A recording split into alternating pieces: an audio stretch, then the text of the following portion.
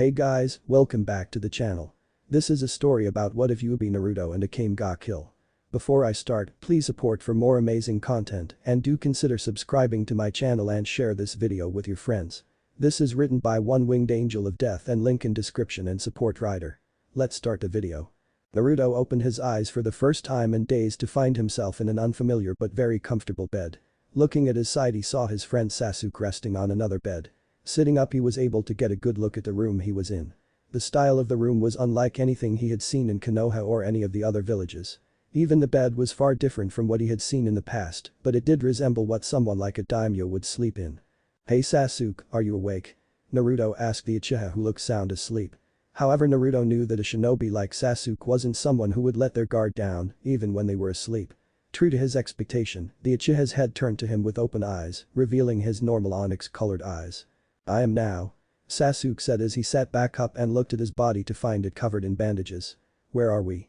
the Uchiha asked Naruto, who frowned. "I don't know. But I can feel that whoever saved us aren't the best people. The malice in this house, it's horrible." Before they could continue, an old man in a suit came into the room. The two shinobi looked at him cautiously. While he didn't have the same disgusting feeling as the rest of this household, he was far from pure. "I see you've awakened. Lady Arya will be pleased when she returns from her time with her mother. For now I've been ordered to give you food upon your awakening," he said before placing a plate of food on both of their laps. Both had to admit that the food looked very good and were starving after days of constant battle, but both quickly saw the slight smirk on the man's face. Naruto's eyes widened. He felt a spike of negative emotions coming from outside the house. Despair, hatred, pain, anger, jealousy, and bloodlust, all of that was mixed together and coming from the same source. Sniffing the food he found something hidden deep within the rich smell of the meal. Poison. Looking at Sasuke, the two leaped off the bed. The old man was surprised when Sasuke pushed him against one of the walls of the room while the other jumped out the window. "You are going to tell me everything," Sasuke said as his eyes transformed. The butler looked horror-stricken when he saw the change in Sasuke's eyes. The man struggled against Sasuke, but his body went limp when the Uchiha pulled out the man's soul using his Rinnegan. Going through the man's memories of the family and what they did to their guests enraged him to no end. But he also saw a memory of the land they were in and knew that they weren't in the elemental nations anymore. He saw how he was ordered by the matriarch of the house to poison them as to make them unable to move so they could take turns torturing them to death. Looking out the window he saw Naruto heading towards the building where the butler's memories told him that they killed their victims. He hoped that his friend made it there in time to save the poor souls who were being killed. Yes, he once again thought of Naruto as a friend. He had accepted that he had lost the battle since Naruto was still alive and he was unconscious, meaning that if they had still been in their world, he would have been captured or killed once someone like Kakashi or the freed shinobi including the cages showed up. By beating him, Naruto had proven that his ideals were the right ones in his eyes and earned his respect. Now to get rid of this filth. Sasuke thought to himself as he headed out to kill the rest of family and rid this world of the scum.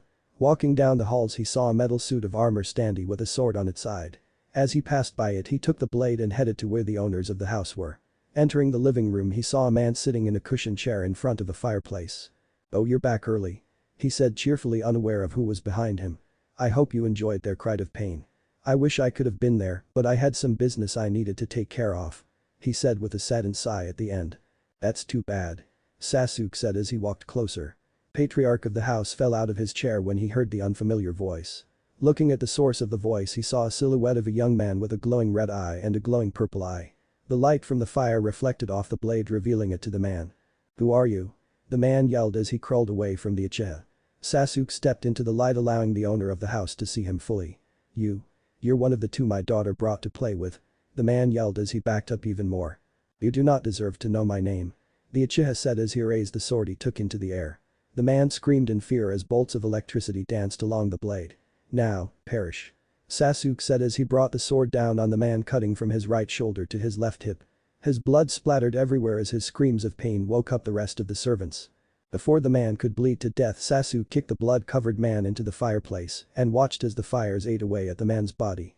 Looking back he could see several servants looking on with widened eyes. We're free," one said before smiling. "We're free," he yelled as the rest continued to cheer on at the death of their master. "Gather as much as you can," Sasuke said as he walked towards a window. "In half an hour this mansion will burn," he said as he jumped out the window. He couldn't sense people's extensions like Naruto could, but he knew from the soul of the butler her killed that most of the servants here were ones that the family abducted, tortured, and enslaved. But Naruto. The blonde had arrived at the source of massive negative emotions. Raising his leg up he kicked in the metal door with ease. What he saw inside nearly made him throw up. The floor was covered in blood as dead bodies hung from the ceiling.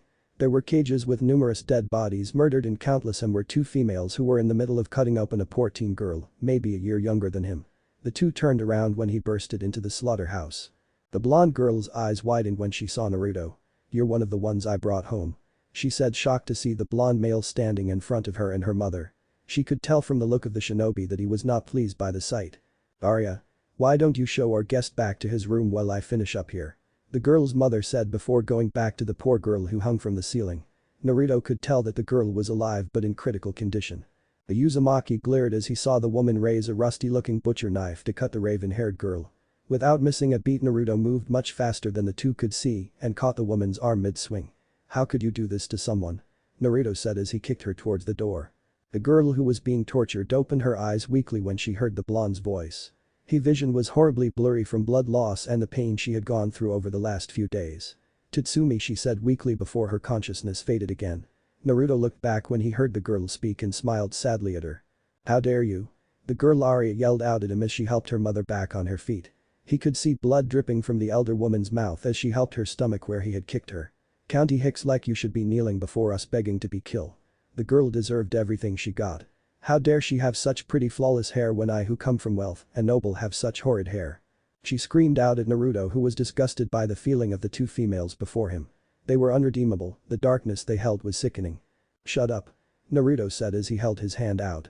A black ball of chakra formed much to the shock of the two women. "People like you are just polluting this world with your sick ways. I can sense it. The deep darkness that engulfs not just the two of you but this entire city, no, this entire continent seems to be suffering. I can feel the cries of death. And this city is the focal point," Naruto said as the sphere split in two and extended and thinned into long pikes. "I may not know where I am, but I know people like you two need to die." Within a split second the two females were speared through their heads by Naruto's attack. Turning back, Naruto used a bit of Matatabi's fire to burn the rope holding the girl up and lowered her to the ground. "Time to get to work," Naruto said as he channeled the power the Sage of Six Paths had given him. After transforming into his six-path sage mode, Naruto placed his hand on the girl's body and used his chakra to heal her from her injuries and stabilized her strained life force. "Hey you." A weak voice caught the blonde's attention. Looking at the source of the voice, he saw a bloody boy the same age as the girl he had just healed with unruly dark brown hair and brown eyes. "Thanks for saving my friend. Her name is Sayo," he said before coughing up blood. "Please take care of her. I can tell you're a good person," he said to Naruto, placed the girl down and walked over to him. The imprisoned teen was shocked when Naruto ripped off the door to his cage with his bare hands, but considering the fact that he was the blonde in front of him was glowing, just killed two of his capturers with strange black pikes that he made out of nothing, and healed his friend of all injuries, he was too shocked that he also had super strength. "Don't worry, I'll help you," Naruto said as he kneeled next to the teen and started to heal him. "What's your name?" Naruto asked but frowned as something was eating away at the brown-haired boy just as fast if not faster than he could heal him. Whatever it was already in its late stages and had infected nearly the entire body. "It's a miracle he's even alive," he thought to himself as he tried to at least extend the guy's life so he could say what he needed. "My name is Ieyasu. That girl Arya brought us here when she found us wandering around the capital. She offered us a place to sleep and food and we took it. The food was drugged and next thing we knew we were here," Ieyasu said as he coughed up even more blood. Naruto scowled at how he couldn't heal him as fast as whatever virus or whatever was killing him. "I never thought that I would die this way. I always expected I would go out epically with a great quote." Naruto smiled at the boy's attitude. "It must have been hard to talk like that while dying. Take care of Sayo for me, and if you ever run into my friend Titsumi, tell him I'm sorry that I couldn't keep my promise." With those last words his eyes closed for the last time, but a small smile was left on his face. Naruto sighed as he heard the boy's heart slow to a stop. "Are you done?" Naruto looked back to see Sasuke standing at the door with a bloody sword. Naruto nodded as he walked back to Sayo and picked her up bridal style before walking next to the Uchiha. The two black rods he had created to kill the two women dislodged themselves from their skulls, returned to their original sphere form before returning to Naruto. "Yes, I'm done," Naruto said as he and the Uchiha walked back to the mansion. They saw a large group of people waiting there for them holding bags of money and other expensive-looking things from the mansion. One of the older-looking men walked up to them and handed Sasuke the two largest bags full of gold coins. "Thank you for freeing us from those horrible people." After splitting the gold we found we decided to give you two largest portions as thanks. The man said to the two shinobi who nodded. Sasuk placed the 2 bags of gold in front of Naruto before walking up to the mansion. Fire-style fireball jutsu. Sasuk yelled as he exhaled a massive ball of flames which destroyed a large part of the house when it collided and lit the rest ablaze. Everyone's eyes widened when they saw the man breathe out fire like it was nothing at all. "Let's go, Naruto," Sasuk said as he picked up the gold and walked away from the burning mansion. Naruto nodded and looked back at the group. "Thanks for the money," he said before following after the Uchiha with the girl he had saved in his arms. "Hey Sasuk, what should we do now? The nature chakra here feel different, so I'm assuming we aren't anywhere near Konoha or any of the other villages," Naruto said as he and the Uchiha walked through the woods. Behind them smoke from the burning mansion floated up high into the air so that everyone could see that the place was on fire. Sasuk looked at Naruto before raising up one of the bags of gold he was carrying. "We find a place to make a base then use the money we got to stock ourselves," Sasuk said to the blonde who nodded. Finding a base proved to be a bit harder than they originally expected since they couldn't buy a house within the city since they didn't have any papers to prove who they were. Eventually they found an old temple deep in the forests about 3 miles from the city. The old temple reminded Naruto of what he had seen when he had to do a mission with the monks of the fire temple. However, this temple was semi-damaged and nature had taken over it. Going inside, the two found it at least stable and only need a bit of work before it was livable. While Naruto stayed behind to fix the monastery up and watch over the still unconscious Ao, Sasuk went back to the city under transformation, making him look like Kakashi. But Sasuk. The Uchiha walked through the streets of the capital scowling as he saw all the people who were sitting on the side of the streets, begging for money or food. Sure, he wasn't the nicest guy around, but he didn't enjoy watching others suffer like they did here. He had already bought a large supply of foods from meats to vegetables and fruits. Even after buying enough food to feed a family of 7 for the next month, he still had over 90% of the money that he was given by the former servants of the family he and Naruto had killed. Having been walking for over an hour, he decided to take a small break in one of the many bars around the city. An old man walked up to him holding a notepad. "Can I take your order?" The bar worker asked the Uchiha who looked at him from the corner of his eyes. "What do you have to drink?" he asked. The man almost flinched from the coldness in Sasuk's voice. "Well, we have cold beer, mead, wine, water, and a few juices," the man listed out for Sasuk. The disguised Uchiha had never heard of what this man referred to as beer, mead, or wine, so he went with the safer choice of water. "You know, if you're just going to get water you shouldn't go to a bar." The Uchiha looked to see a young woman with short blonde hair with 2 long bangs that framed the sides of her head and golden eyes. She wore a revealing outfit with a black tube top, pants, boots and a scarf around her neck. The woman sat in the seat across from him and put her feet on the table before emptying the contents of her mug. "What do you want?" Sasuk asked, annoyed by the fact that his break was interrupted by the blonde woman. He also got the feeling that this woman was going to be very similar to Naruto, meaning he would have a headache by the time they finished talking. "Hey, no need to be so name is Leon, I just wanted to know if you knew anything about the accident last night." The busty blonde asked the Uchiha who mentally frowned at the question. For a normal person that would have been a perfectly normal question, but for him, a trained shinobi taught by one of the most feared traitors in the world, he knew she was digging for information. Sasuk stood up before his drink arrived and walked away. "I don't know anything," he said as he exited the bar. The blonde frowned before going after him, however by the time she got out the door, he was nowhere to be seen. How could he move so fast? He didn't even leave an odor trail. She thought before hearing the sound of fighting. Running over, she saw a young man in his teens with medium-length brown hair and green eyes fight with some guards. "What give you the right to take half this man's profits?" The teen yelled at the guard who slapped him across the face, sending him to the ground. The green-eyed teen held his bruising cheek as he stood up and glared at the guard. "Why, you bastard," he said. The guard took offense to that and was about to draw his sword before Leon decided to step in. "Hey, no need to get things messy. I apologize for my bro's behavior," she said to the guard as she put her arm around the teen's head and gave him a noogie. "I'm sure you can let it go this one time, right? She said while winking at the guards who blushed. "Why, yes.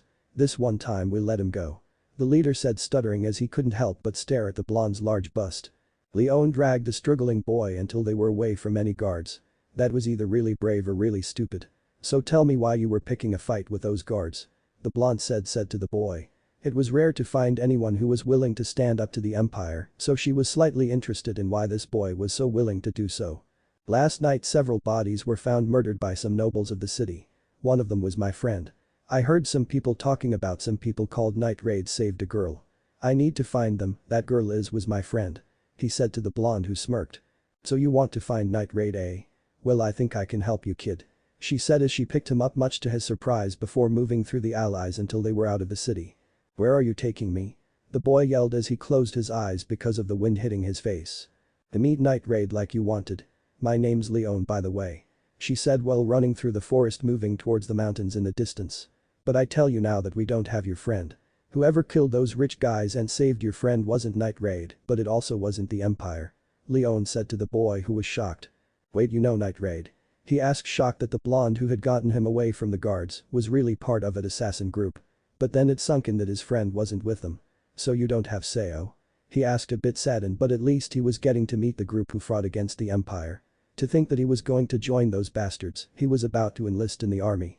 Every single person he asked about, minus a few who claimed to be former servants of the family, said that they did nothing wrong and that Night Raid should be punished. He couldn't understand how they were taking the murder of innocent people so easily and justifying it. After hearing that Night Raid fought against the Empire and might have his friend, he decided to seek them out. "Yep.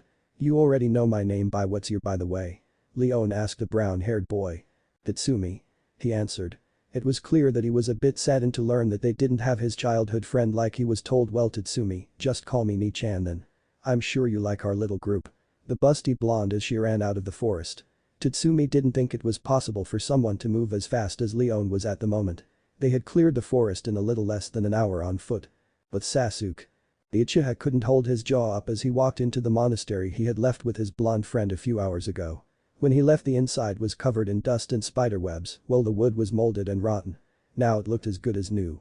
The outside of the temple still looked like when they found it, so no one would suspect that someone was living there again, but the inside looked amazing. He saw dozens of blondes running around cleaning. "I never thought I'd see the day when the dope cleaned anything," Sasuke thought as he used his Dijutsu to try and find the original Naruto. Walking down the reconstructed monastery, the Uchiha had to admit that the blonde did an amazing job. Looking around, he found the real Naruto meditating next to the still sleeping Sao. "I'm back." Naruto looked up at Sasuke and smiled. "About time, I'm starving team," Naruto said as he jumped up onto his feet. Naruto looked down at the still sleeping Sao and frowned. Whatever they did to her really took a toll on her. "I can heal her wounds, but I can't help her in her mind," Naruto said before making a clone to watch over the girl. The two shinobi walked back to the kitchen area of the temple. Sasuke pressed his fingers onto a seal on the side of his arm, unsealing several bags of food. "To think that I bought this much with only a fraction of what we got," Sasuke muttered as Naruto summoned a few clones to put the food away. Both frowned a bit before Naruto started making some ramen. "What should we do about this empire?" Naruto asked as he started heating up some water to make the ramen for the two of them. He couldn't just ignore this evil that ruled over the city. It would betray the dreams of all those who died in the quest for peace. Even if this wasn't the same world, peace was peace, and he might as well make the best of their situation and help out these people. "For now we lay low and strike from the shadows. We assassinate a few nobles and try to cause a bit of chaos in the empire. We don't know anything about this world other than this empire is corrupted. We will force them to unveil all their cards, and then we show our hand and end them," Sasuke said darkly as he took a seat in a chair. He didn't want to go all out from the start, since for all they knew the empire had some secret weapon no one knew about. He wanted to cause just enough panic so whoever was in charge had to pull out all the stops. He knew that the people in this world had no chakra thanks to his eyes and were much weaker than any shinobi as far as he knew. Naruto nodded before looking over in the direction of the room where he left Sao. "She's up." Standing up, the blonde walked over to the room to find the girl he had rescued sitting in her bed. Naruto was a bit worried when he saw the blank look on her face and the dead look in her eyes. "Your name is Sao, right?" Naruto asked, getting her attention. The blonde frowned when he saw the void look she was giving him. It seemed like the time she spent with that cursed family had really taken a toll on her mind. He was also sure that she knew that her friend had died already. "Yes," she said lowly before looking down. Naruto could see the tears flowing down her face, no doubt remembering the fate of her friend. "Did he die?" with a smile, she asked the Uzumaki. The blonde sat down next to her, placing a hand on her shoulder. "Yeah. He told me to look after you and to tell his friend Titsumi he was sorry," Naruto said as Sasuke walked in holding a bowl of ramen. Naruto smiled when Uchiha handed the bowl to the girl before walking out of the room. "Seems like the team a nice side after all," Naruto thought to himself. "My name is Naruto, by the way. There are some old monk robes over there in case you need to cover up," Naruto said, blushing a bit. The raven-haired girl looked confused before feeling a breeze.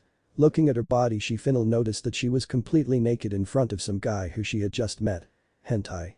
And with that she pushed Naruto out of the room. The blonde laughed as he let himself be pushed out. Walking outside he found Sasuk looking through some of the weapons left behind by the previous owners of the temple. Most of them were ruined from being left out for so long, but a few were still usable. One of which was a chikudo similar to the one he had before their battle with Kagaya where it fell into lava. "That was nice of you," Naruto said as he walked towards the Uchiha. It was rare for the Uchiha to be nice. Sasuk looked at his friend, "Don't expect any more handouts from me. I don't need she starving to death and fouling up the place," the Uchiha said without skipping a beat. Naruto's sweat dropped since he knew that Sasuk was being serious on some level. "Besides, you choose to take her in, so it's your responsibility to take care of her. You're making her sound like a pet," Naruto said before looking through the weapons. "I think we should find her friend Tatsumi. She might be happier going along with him over staying with two strangers," Naruto said as he picked up a metal bow. It was a bit worn out, but nothing a blacksmith couldn't fix. "She knows who we are. At the moment we are unknown to this empire and that's a good thing. For all we know this Tatsumi kid could be part of the army and I'm sure that she would rather help out her friend than cover up for us," Sasuk said while channeling some lighting chakra through the blade. Sasuk smirked when he saw sparks dance along the metal. It wasn't as good as his old one, but it would for now. "We're not killing her or keeping her as a prisoner," Naruto deadpanned at what his rival was implying they do. "She has good intentions but is a bit confused at the moment," Naruto said before seeing something among the weapons he hadn't expected. The blonde put down the bow and walked over to find two trench knives like Asuma used to use before his death at the hands of the Jashinas Titan. "I'm so keeping these," Naruto said out loud before they heard the door to the monastery open. The two shinobi looked back to see a blushing Sayo standing at the door wearing a loose-fitting robe that kept trying to slip down. "Thank you for the food," she said to Sasuk before walking over to Naruto. "I need new clothes. My old ones are destroyed and this keep SL." She didn't finish as the robe fell off exposing her naked form in its entirety to the two. Sasuk sighed and walked away, while Naruto couldn't help but stare for a bit before looking away. I'll send a clone to do that," Naruto said as Sayo covered herself again. "What are you going to do?" Naruto asked her. He needed to know what the girl was going to do. He didn't really like it but Sasuk had a few points. They couldn't afford being discovered and traced at the moment.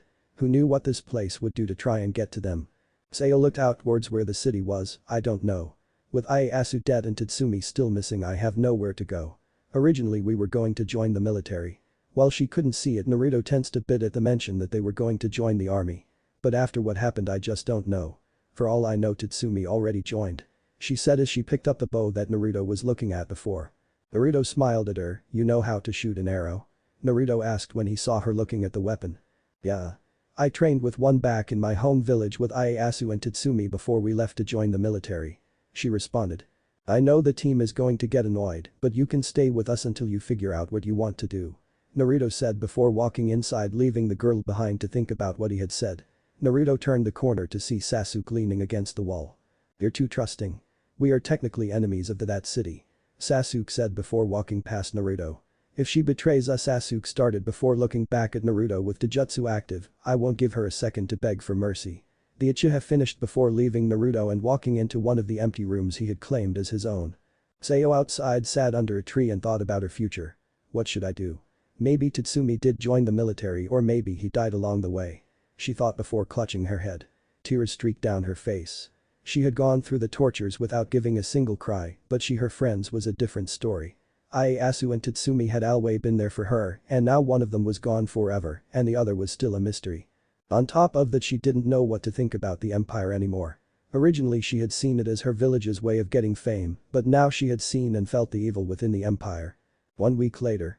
Naruto and Sasuk stood a few meters away from each other. It had been 1 week since Sayo had awaked and she had mostly stayed in her room thinking or helping out around the temple. Has she come to a decision? Sasuk asked as he stared down the blonde who stood in front of him. It had been an entire week and neither of them had spoke more than a sentence with her. "I don't know," Naruto said frowning slightly. He knew that the Uchiha was getting impatient with her. "Though, I thought you would understand what she was going through considering your past," Naruto countered as he got into the stance he was taught by the toads. Sasuk narrowed his eyes on Naruto before charging at the blonde. Sayo was watching and listening from the door. She knew that the raven-haired teen didn't trust her and truthfully she couldn't blame him. "Don't bring that up," Sasuk growled as he attempted to take Naruto's head off with a punch. Naruto crossed his arms to block it and countered with a kick to the left side of Sasuk's ribs. Sasuk landed on his feet but was forced to jump out of the way as Naruto came at him with a heel drop kick. Sayo was surprised when the strong stone floor shattered from the force behind the kick. "What strength?" She thought, shocked by the power the blonde was able to put out. What have I gotten myself into? She screamed mentally as she watched the awesome power the two shinobi were starting to display as their spar continued. Fire, wind, lightning, lava, steam and a bunch of these elements, what are they? Now onto the story. Naruto walked through the marketplace of the capital city of the empire. It had been a little over a month since he and Sasuke had been dropped into this strange and twisted world, and he had to say that it was a large change for the two of them. Unlike back home where they were recognizable across the continent, here they could walk around freely without being hounded by the populace. Naruto usually spent most of his time around the poorer parts of the city where most of the people weren't corrupted as much as those in the richer parts. A few weeks ago Sasuke decided that they needed a source of income to cover them when the money they had ran out. Since Naruto was the most sociable of the two, he was the one put in charge of getting a job even if he hated it. After dipping into their funds, Naruto, while under transformation, bought a bar under the name Hashirama Senju and named his bar the Toad Sage Bar after the moniker both he and his late sensei Jiraiya had. It had become an overnight hit in the city as he sold high-quality liquor at extremely low prices. Normally this would be a bad business strategy since they would have to pay more than they would gain if it wasn't for the fact that it was all stuff that Naruto had stolen from noblemen. Today was one of his slower nights as he decided to be there in person rather than sending in a shadow clone like he usually did. Looking around, there were only about 3 people there and they were all knocked out from drinking too much. Of course Naruto quickly healed then when no one was looking but didn't do much else. Naruto. The blonde looked up from cleaning a freshly washed cup to see 2 people walk into his bar. One was a girl while the other was a guy. The two were Leon and Lubbock, who were both regulars at his bar since its opening. While he didn't know much about Lubbock other than he owned a bookstore, he had quickly befriended Leon thanks to their similar personalities. Lubbock was a young man with short green hair and red goggles on top of his head. He wore a long green jacket with a fur-trimmed hood over a white and red ringer shirt and blue jeans. He wore it with brown shoes. Naruto smiled at the two as he got 2 glass mugs ready to fill with their choice of drink. "It good to you, Leon," Naruto said to the blonde woman who grinned back at him. Have you been, Lubbock?" Naruto said, fist-bumping the green-haired teen. The two sat down on the 2 stools in front of Naruto was motioned at his large selection of liquor for them to choose. "I'll just take some water," Lubbock told the blonde, who nodded and filled the large cup with some fresh water he had made using Asobu's power. Yes, it was a stupid way to use the power of a tailed beast, but it kept him from having to build a filter or tapping into the capital's water supply, which wasn't clean at all, since most of the rich people in the city had personal supplies of water separate from the rest. "I'll take a bottle of your best sake," Leon yelled out as she placed the amount of money the bottle would cost on the table. Naruto chuckled as he placed the cup of water in front of the green-haired teen while going in the back to get the bottle of sake he had stolen from a relative of the Prime Minister himself and kept it a secret from most of his customers. Just as Naruto was coming back, he saw a large man entered his bar. He was a large muscular man with black hair that was graying near his temples. He had an unusual hairstyle with 4 ponytails or braids on the back of his head wrapped in white cloth. He also had a large star-shaped scar over his missing left eye, while his remaining eye was red with a black sclera. In a way, the man reminded him of Zabuza, one of the 7 swordsmen of the mist, because of his sharp teeth. "I'll be taking 3 bottles of your best. And I think it goes without being said that it will be on the house," the man said to Naruto as he walked towards them. The blonde man frowned as he summoned a kunai under the table in case he needed a weapon. He had heard rumors of this man from the people in his bar. It was not uncommon for someone to come in and drink away their problems while talking about the Imperial Guard captain named Ogre, who happened to be the one in front of him now. The Uzumaki glared at Ogre as he walked out from behind the counter and stood in front of the large man with his arms crossed. He could tell that both Leon and Lubbock tensed at the sight of the man, and from the looks in their eyes, the two would take action if needed. While this intrigued him, he decided to take care of the issue of the guard captain before him. "I'm sorry, sir, but I'm afraid that we don't offer discounts," Naruto said firmly to the scarred man, who growled at him and raised his fist into the air. Naruto didn't even blink when the fist came down on him. Both Leon and Lubbock jumped out of their stalls, only to be stunned speechless as Naruto caught the attack with a single hand. "This is your final warning, sir, leave now, I'll show you out the hard way," Naruto said, applying a bit of pressure on Ogre's hand. The sound of bones cracking filled the bar as Naruto's dug into Ogre's hand. "Fine," Ogre said before pulling his hand out of the blonde's grip and storming out of the bar. Naruto grinned as he walked past the slack-jawed duo and returning back to his spot behind the counter and smiled at the two as he poured Leon a cup of sake.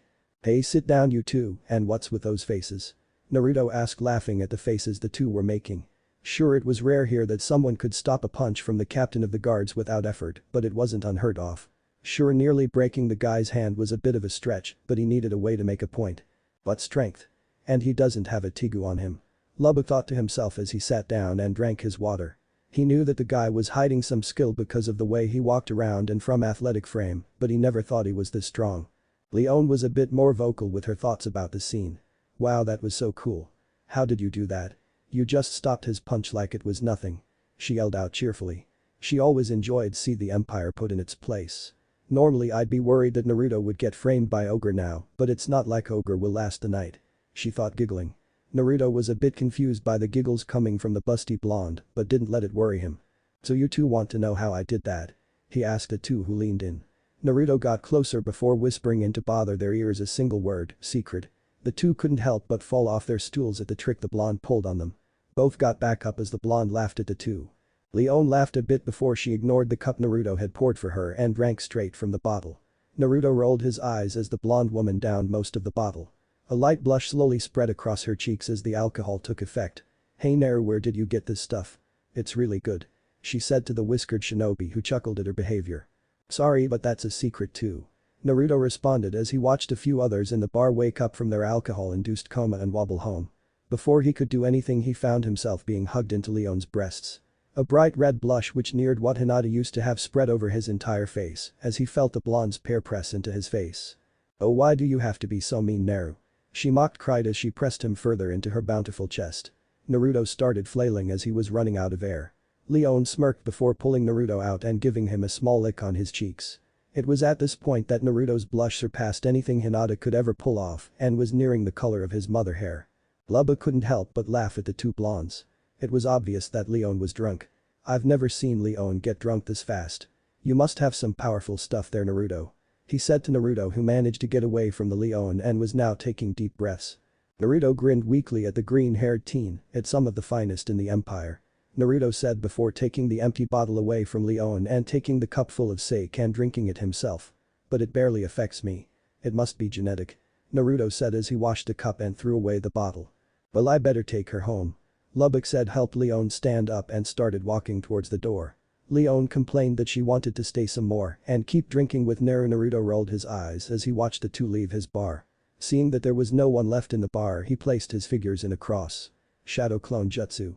He said before a clone of him appeared next to him in a plume of smoke. Follow them and keep them safe. He ordered the clone. The last thing he needed was the two being attacked on the way home by some guards who wanted to take advantage of Leon's drunken state. Well, I better close up shop. Naruto muttered as he got tired of waiting for any customers only for none to come in. As he closed the doors and sealed it with Fu and Jutsu, he started his walk home. It wasn't long before he received the memories of the clone he had sent after Leon and Lubbock. Apparently it followed them out of the city before trailing them to the mountains where he was nearly spotted by a girl with black hair and dazzling red eyes. As he walked through the streets he caught the faint scent of blood in the air. Walking towards the source of the smell. Going into an alley he saw the dead body of the man who tried to force him to give him some of his products. He didn't say anything but saw a boy with brown hair walking away from the battle with a semi-shocked face. Deciding not to stick around, he went back to the temple. He left the dead body for whatever poor sap had to clean it up. As he walked back he couldn't help but think of all the things he and Sasuke had done. They had become a major concern for the empire's government as they led a string of thefts and murders across the city. No one knew who they were yet as they always moved at night and cloaked in all black. They had saved a lot of people in the time since they decided to fight the empire but never joined the revolutionary army, as many of the people they saved told them. As far as they knew, the revolutionary army could be as bad as the empire and they really didn't feel like taking orders from a group they didn't know much about. As he entered the temple he could hear Sasuk talking to someone whose voice he didn't recognize. He was immediately on guard as he walked to the main room. When he entered he found Sasuk talking to a slender man with long white hair and purple eyes with markings on his forehead. The man also wore priest-like robes. Naruto was surprised to see someone other than Sasuke or Seo in the temple since none of them had told anyone. Sasuke looked at Naruto with a strong glare. Did you invite this guy here? The Uchiha asked. It was clear from his tone that he was angry that their location had been found out by some priest they knew nothing about. He knew that he hadn't talked to the priest before and Seo wasn't allowed to go anywhere without one of the two shinobi by her side. That only left his blonde partner who usually works at the bar they bought. Naruto's eyes narrowed on the white-haired man who smiled at him. No. I didn't. He said as he watched the man bring a cup of tea to his lips, taking a small sip before lowering it. Naruto was confused since his senses were telling him that this man had no ill intent towards them, yet held a strange power that was literally part of his being. "Hey you guys, do you know who or what this guy is?" Naruto asked the tailed beasts inside of him. "Sorry brat, but we have no idea who he is, but I can tell he's not fully human.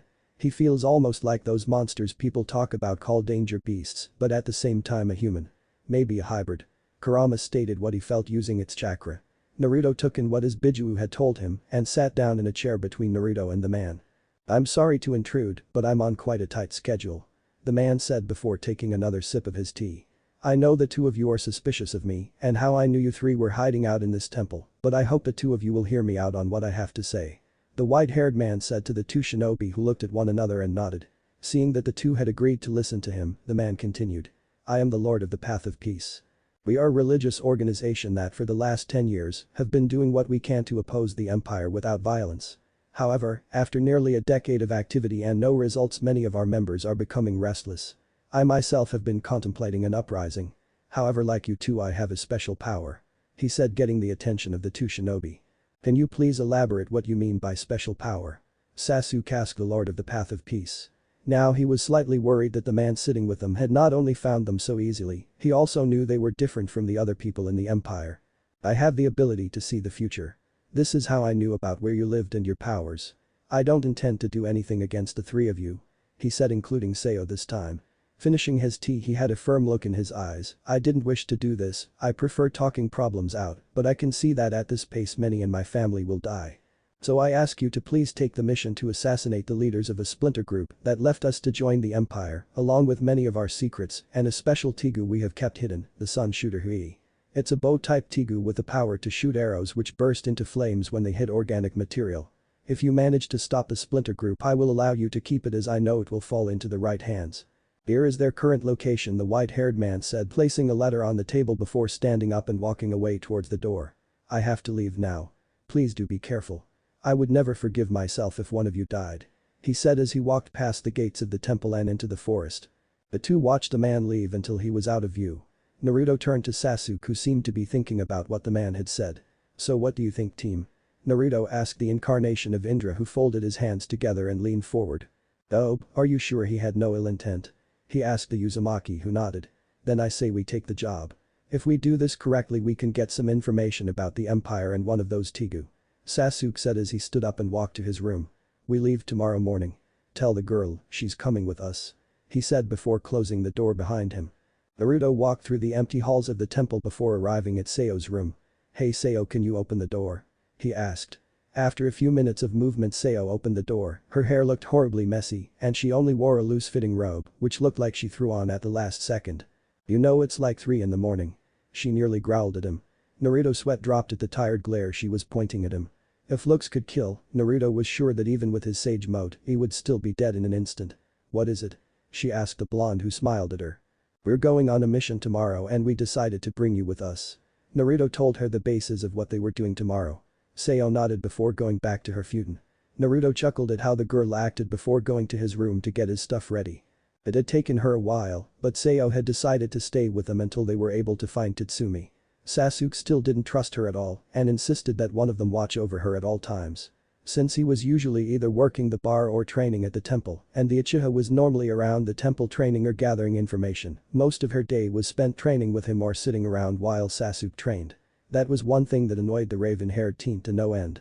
He had taken to training Seo into jutsu just in case she was ever in serious trouble or she didn't have a bow with her. Knowing Sasuk, he will wake him up early to make sure that everything was finished before they set off. The blonde grabbed a scroll that he had left leaning against the wall. Opening it, he pressed his palm on the large seal that he had painted on the scroll. Smoke was released from the seal as the I-team sealed within it appeared. Before him now was his black cloak and head wrap, which he and Sasuk used to hide their identities when they did some of their less than legal operations.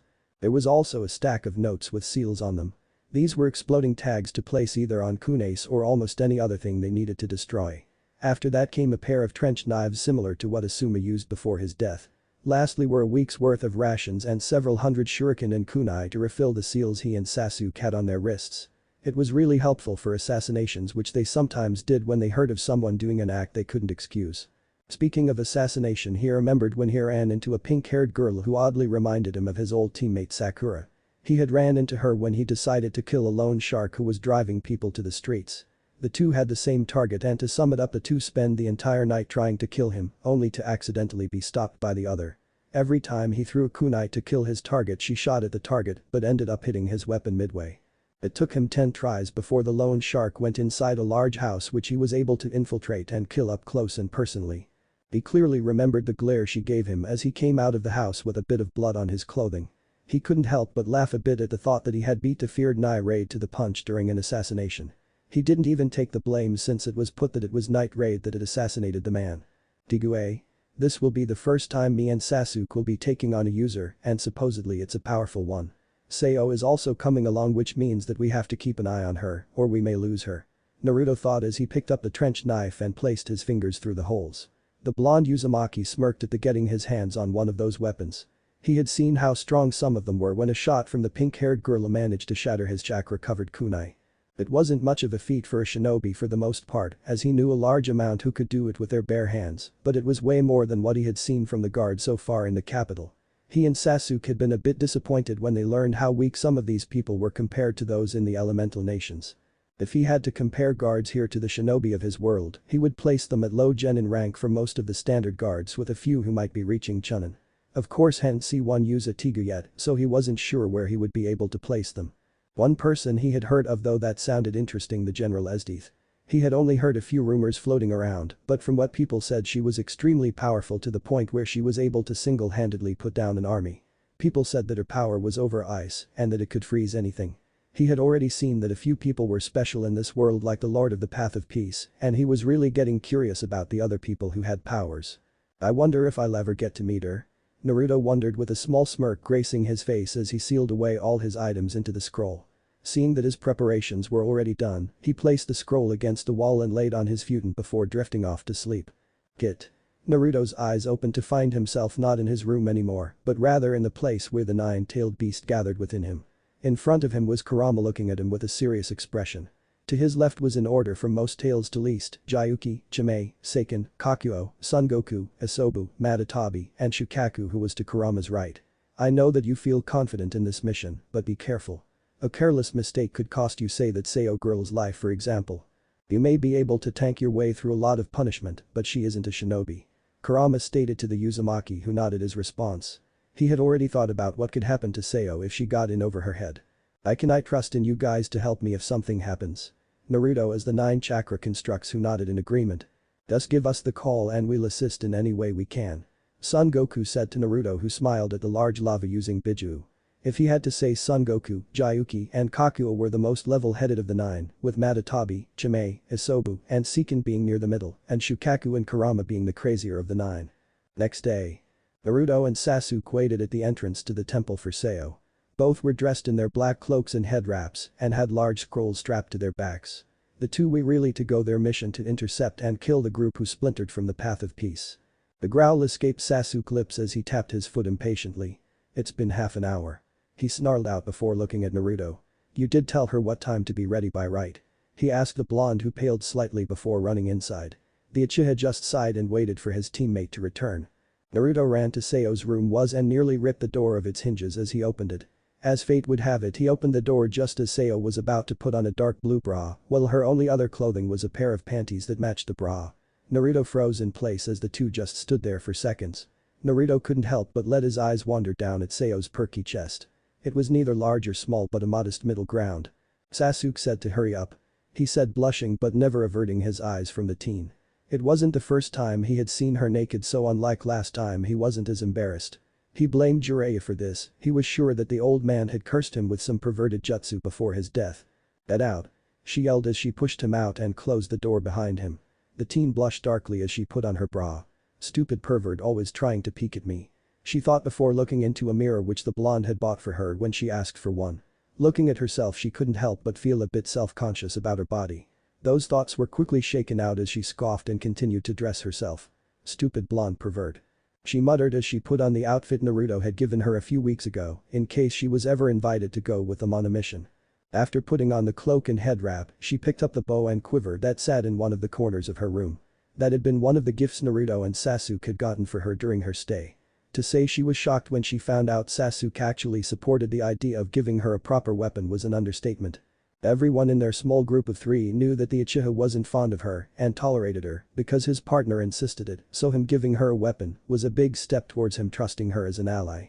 Her relationship with the blonde was interesting since he did keep her at arm's length by never revealing anything major but was friendly with her and treated her as a friend. He also trained her a bit in close-range combat or taijutsu as he called it, and seeing how physically strong both the Uzumaki and Uchiha were, she knew that refusing training from the two was a waste of a chance. Besides taijutsu, they had helped her with her archery a bit, but Naruto wasn't skilled at that art and Sasuke, who was semi-skilled in archery but refused to do any more than give her a tip once in a blue moon. Lastly was the subject of her last remaining friend from her village, Tatsumi. She still didn't know where he was or even if he was alive. She dreaded the day she found him because she had no way of knowing if he was already dead or maybe had joined the Empire's army like they had planned to do. She didn't know what she would do if she found him in the army. On one hand he was her childhood friend, but on the other Naruto and Sasuke had saved her life, fed, clothed, and housed her along with training her, so she felt she would be betraying them if she chose to join the Empire if Tatsumi was there. That in the thought of fighting the two of them as enemies is a nightmare that I don't want to have, she muttered as she walked out of her room. As she walked down the hall she continued to think about what she might do in the future.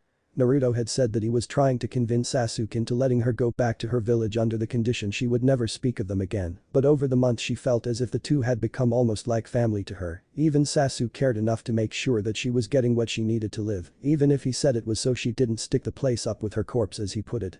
Even with the Uchiha's cold attitude over the month, the two of them were the closest thing she had to friends. Walking outside she met up with the two shinobi. A light blush spread on her cheeks as she averted her eyes from Naruto. It did the same, remembering the little incident they had where the blonde had once again seen her chest. Sasuke noticed the state of the two and couldn't stop his eyebrow from twitching in annoyance. This is a mission and those two idiots are all flustered. Why did I have to lose to that dope? The Uchiha thought to himself before deciding to speak. Let's get going, you two.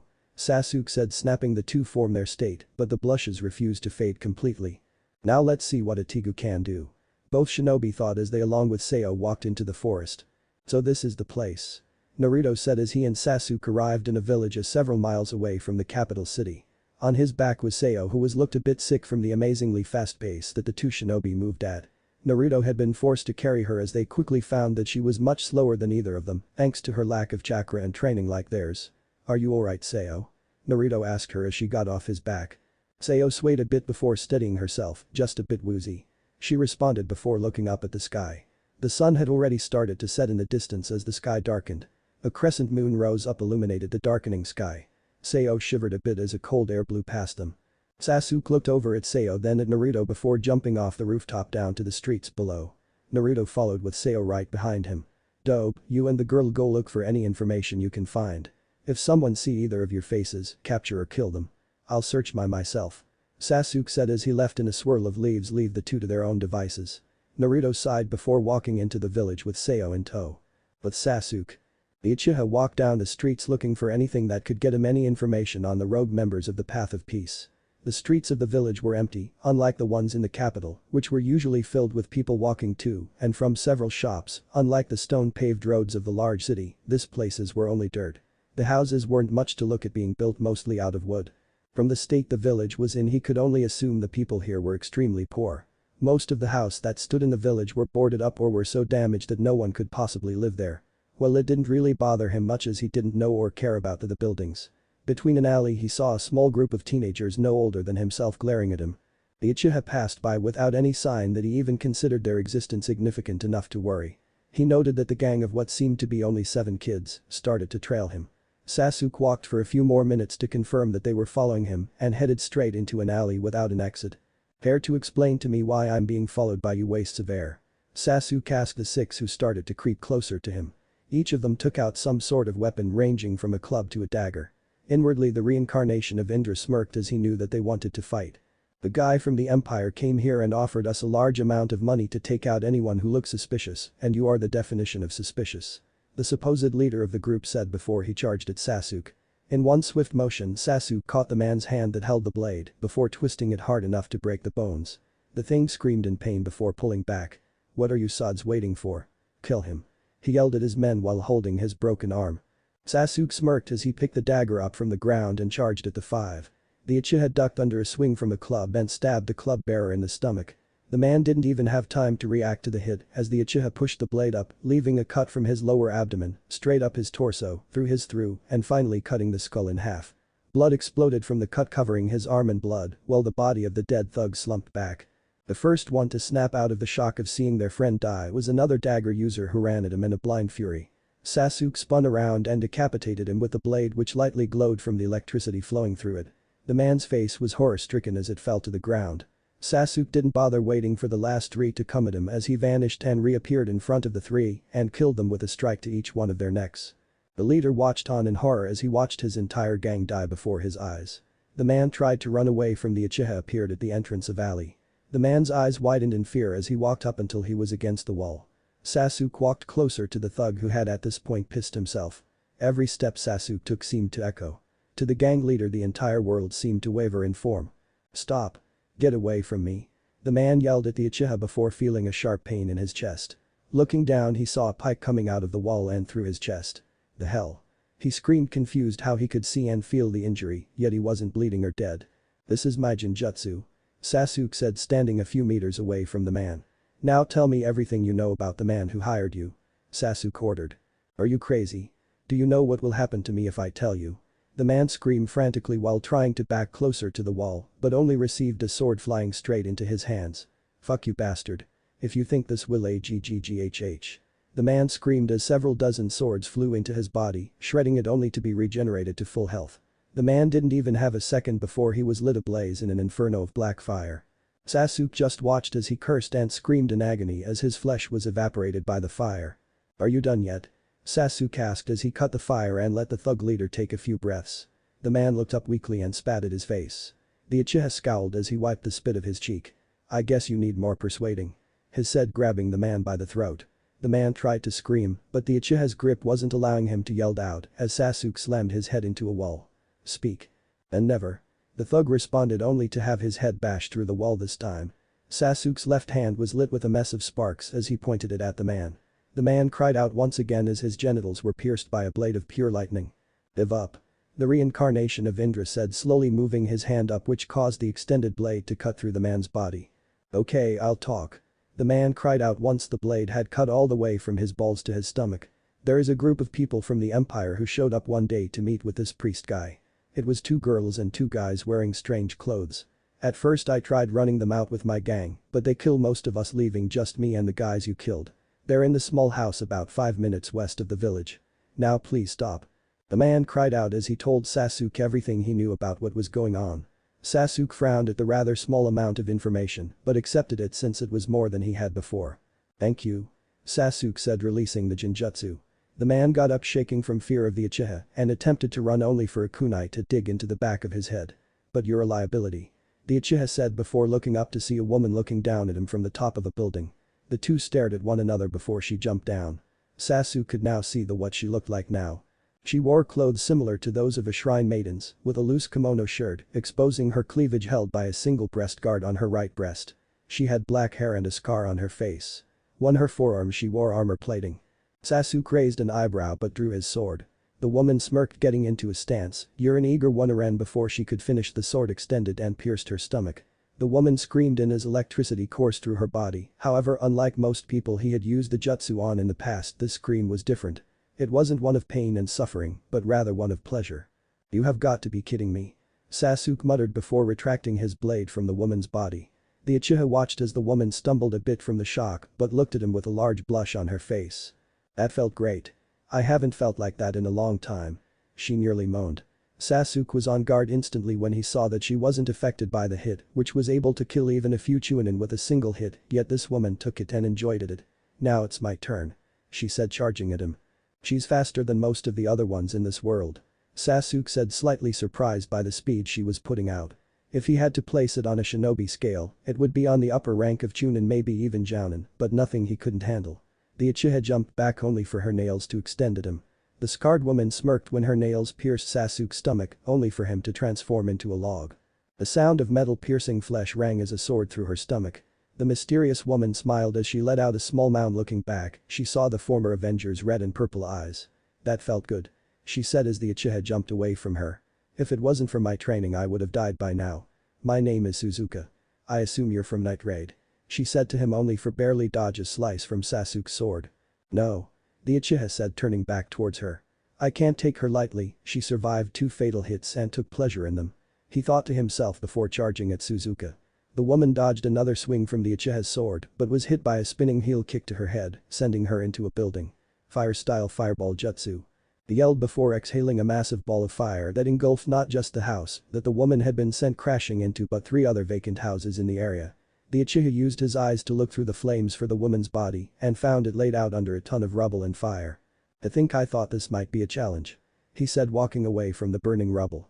Scanning over the area to make sure that no one was watching, he disappeared in a whirl of fire to go find his. But Naruto and Sayo while Sasuke was interrogating. Like Sasuke, the two had found themselves confronted by a strange person.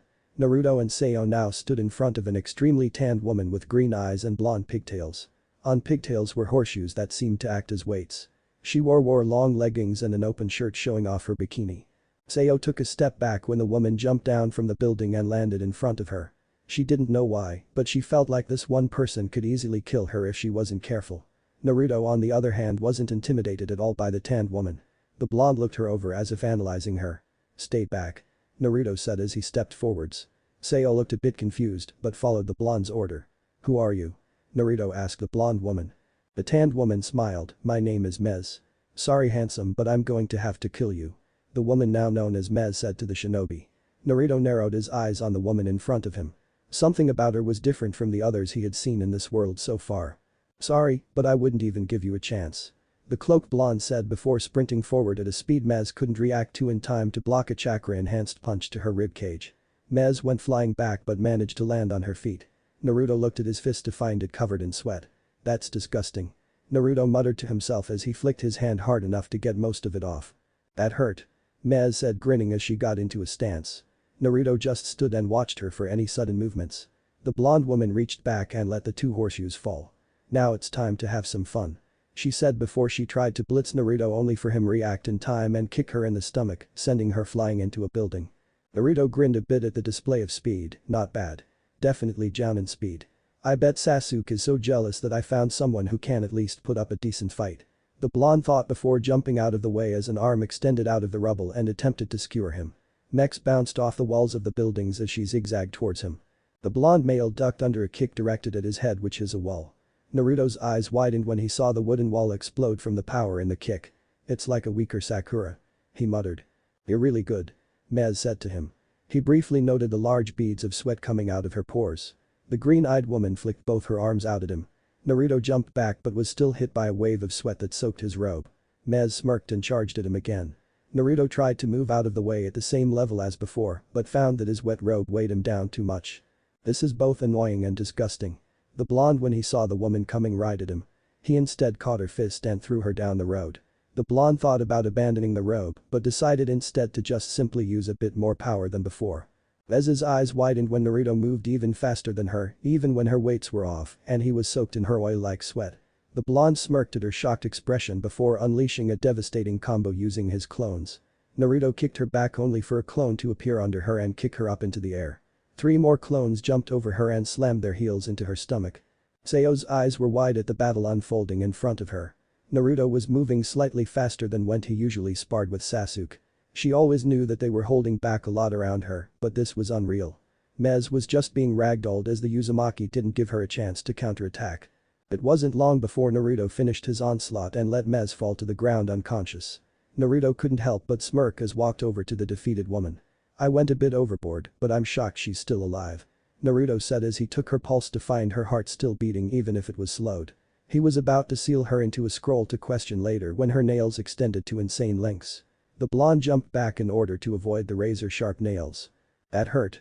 Mez said getting back up from the ground. Naruto couldn't help but smile at the fact that the battle hadn't ended so fast. Now I'm going to get serious. She yelled before her arms extended and retracted rapidly. Naruto moved faster than Sayo could see as he dodged a barrage of attacks. You're really good. But your powers remind me of someone I'd rather forget. The blonde said as he remembered his several fights with the Snake Sand and Orochimaru before he joined Sasuke and helped them against Madara. Even if he had helped them, the Snake Sand would always hold a spot on his list of people he disliked. Mez stopped her attack and charged at the robed Uzumaki who rushed at her as well. Her nails extended and mended together into a makeshift knife. Naruto equipped his trench knife and charged wind chakra into the metal. The chakra-covered blade met the nails head-on and much to the surprise of the tanned woman was able to cut through them.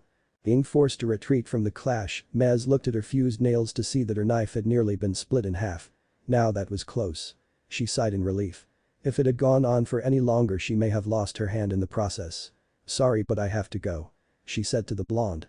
It was better to retreat with a bit of information than dying at this point.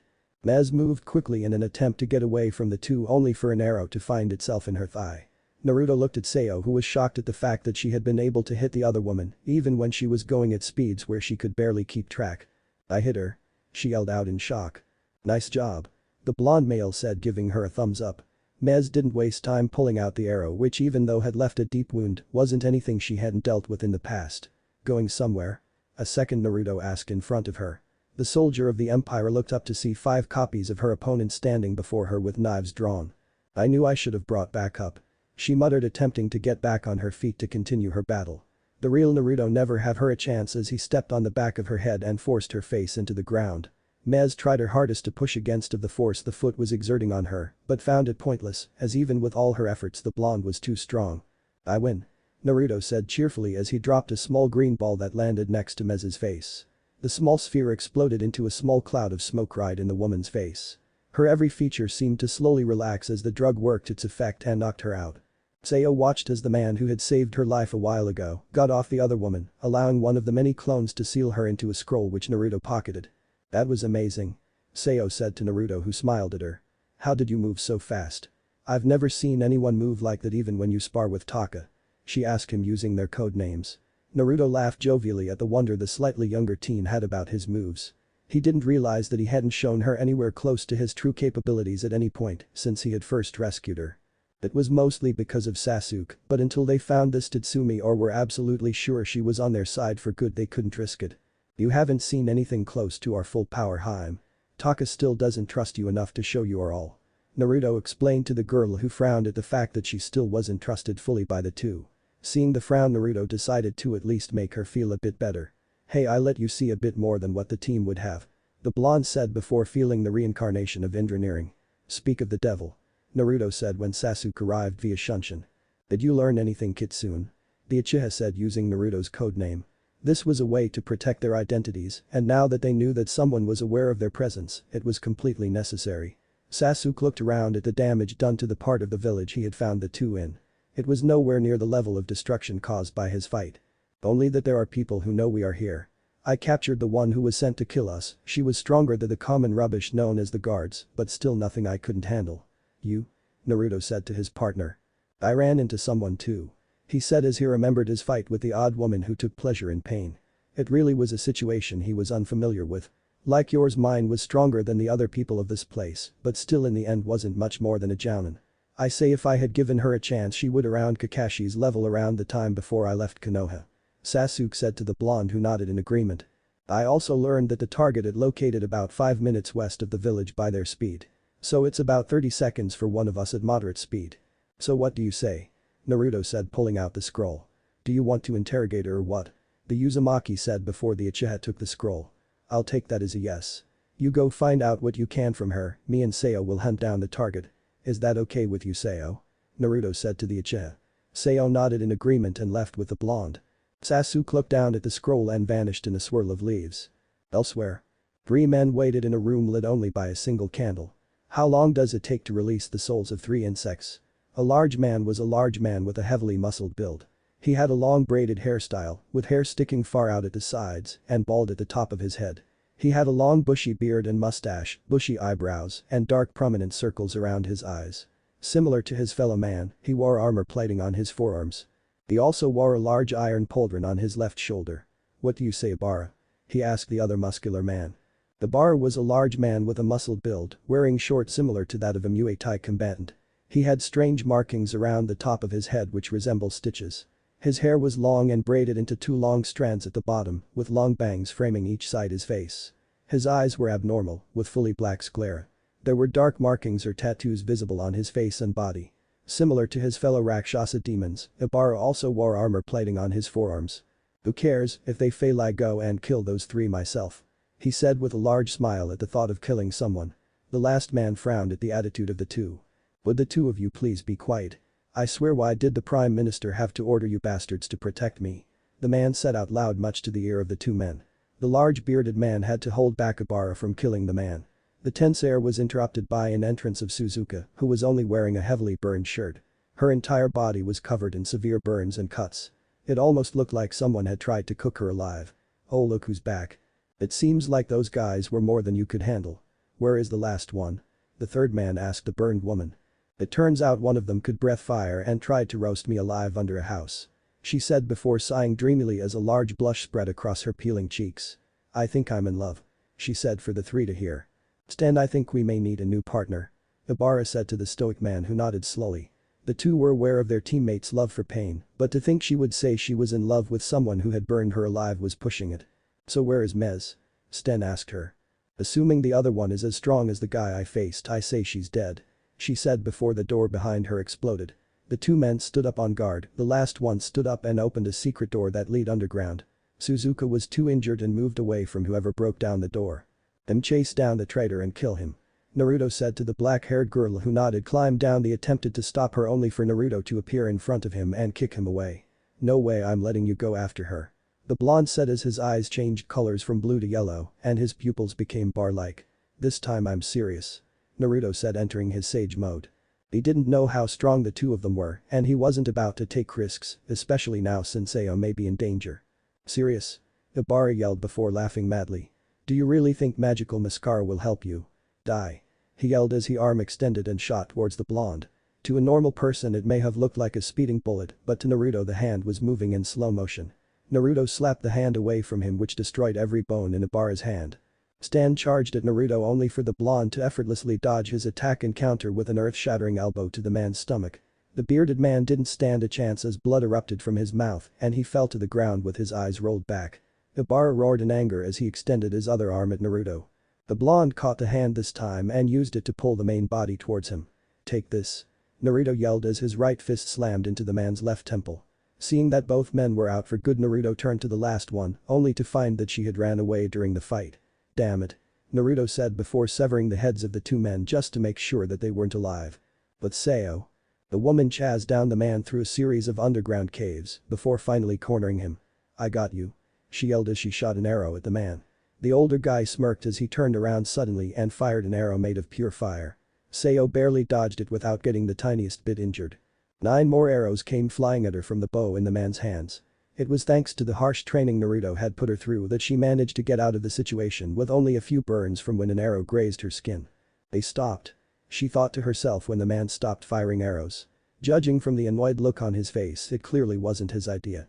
Most likely it was some kind of weakness the bow had that prevented someone firing a swarm of arrows by limiting them to 10 shots before they needed a certain recharge period.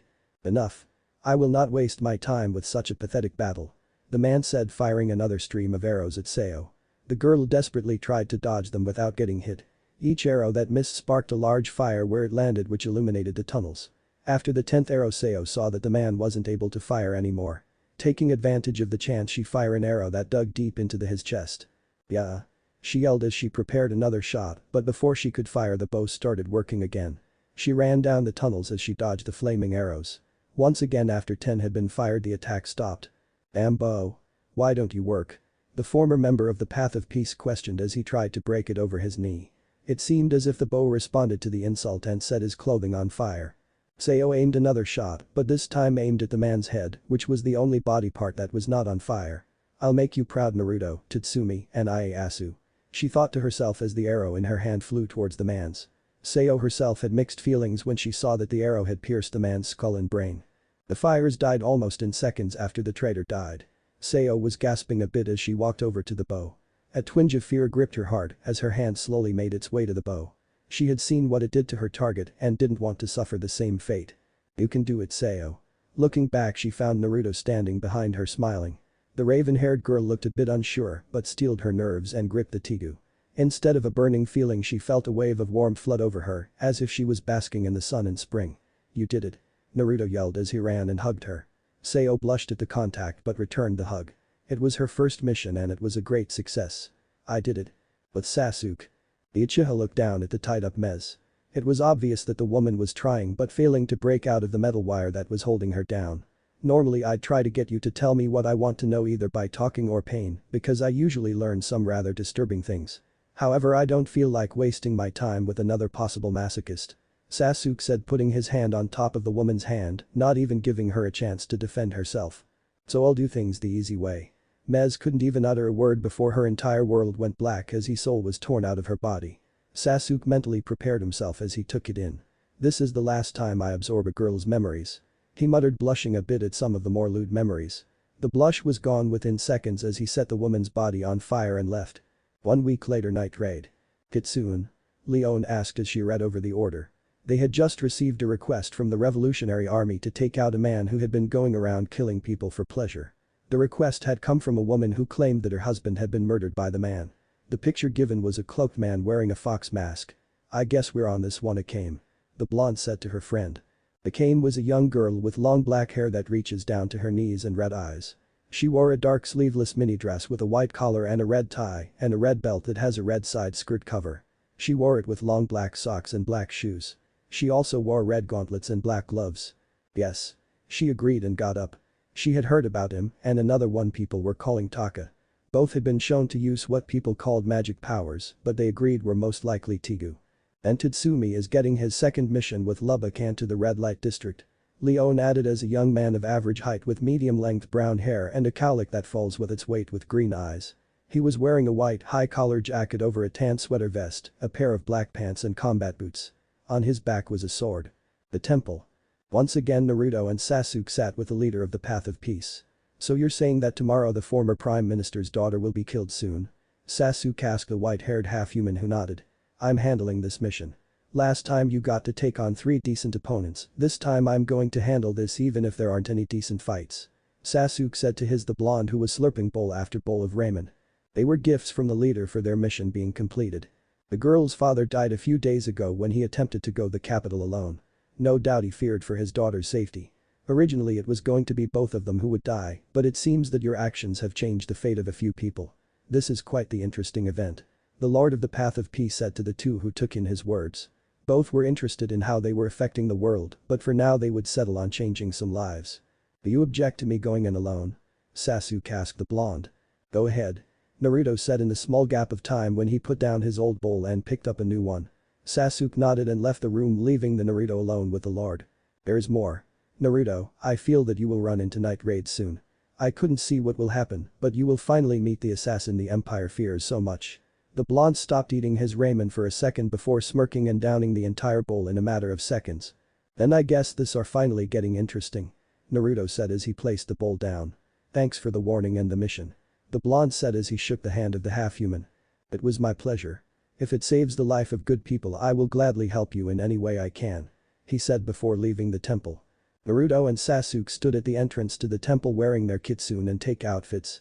The two looked back to see Sayo standing at the door. We'll be going now, Sayo. Watch the place while we're gone. I'll be back in a few hours. Naruto said to the raven-haired girl who smiled and nodded. HN. This place better not be destroyed when we come back. Sasuk said before vanishing via Shunshin. Naruto just chuckled at the Uchiha's attitude before waving goodbye to Sayo and vanishing in a flash. Sayo sighed and went back inside.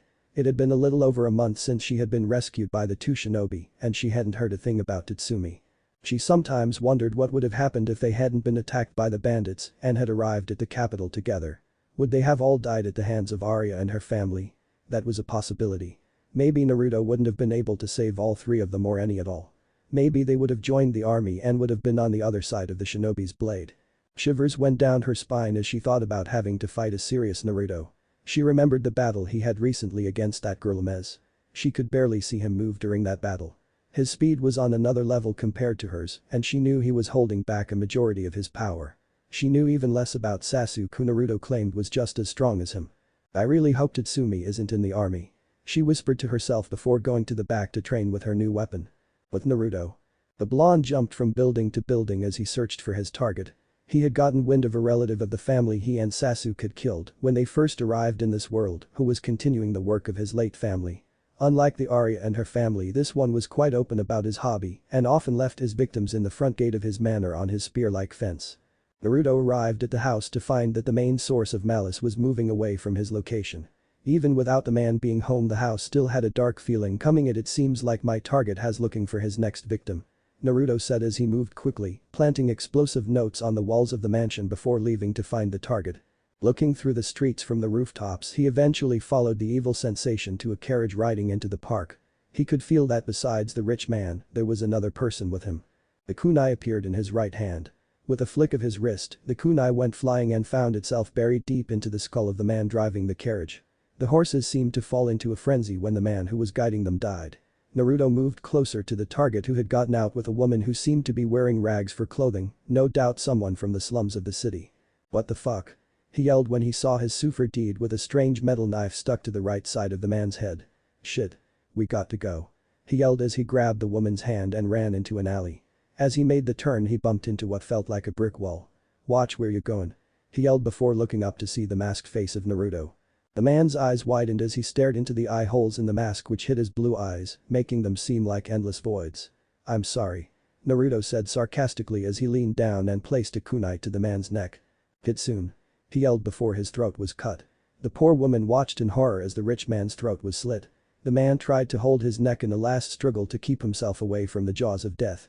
Naruto reached into the man's pocket and pulled out a large amount of money.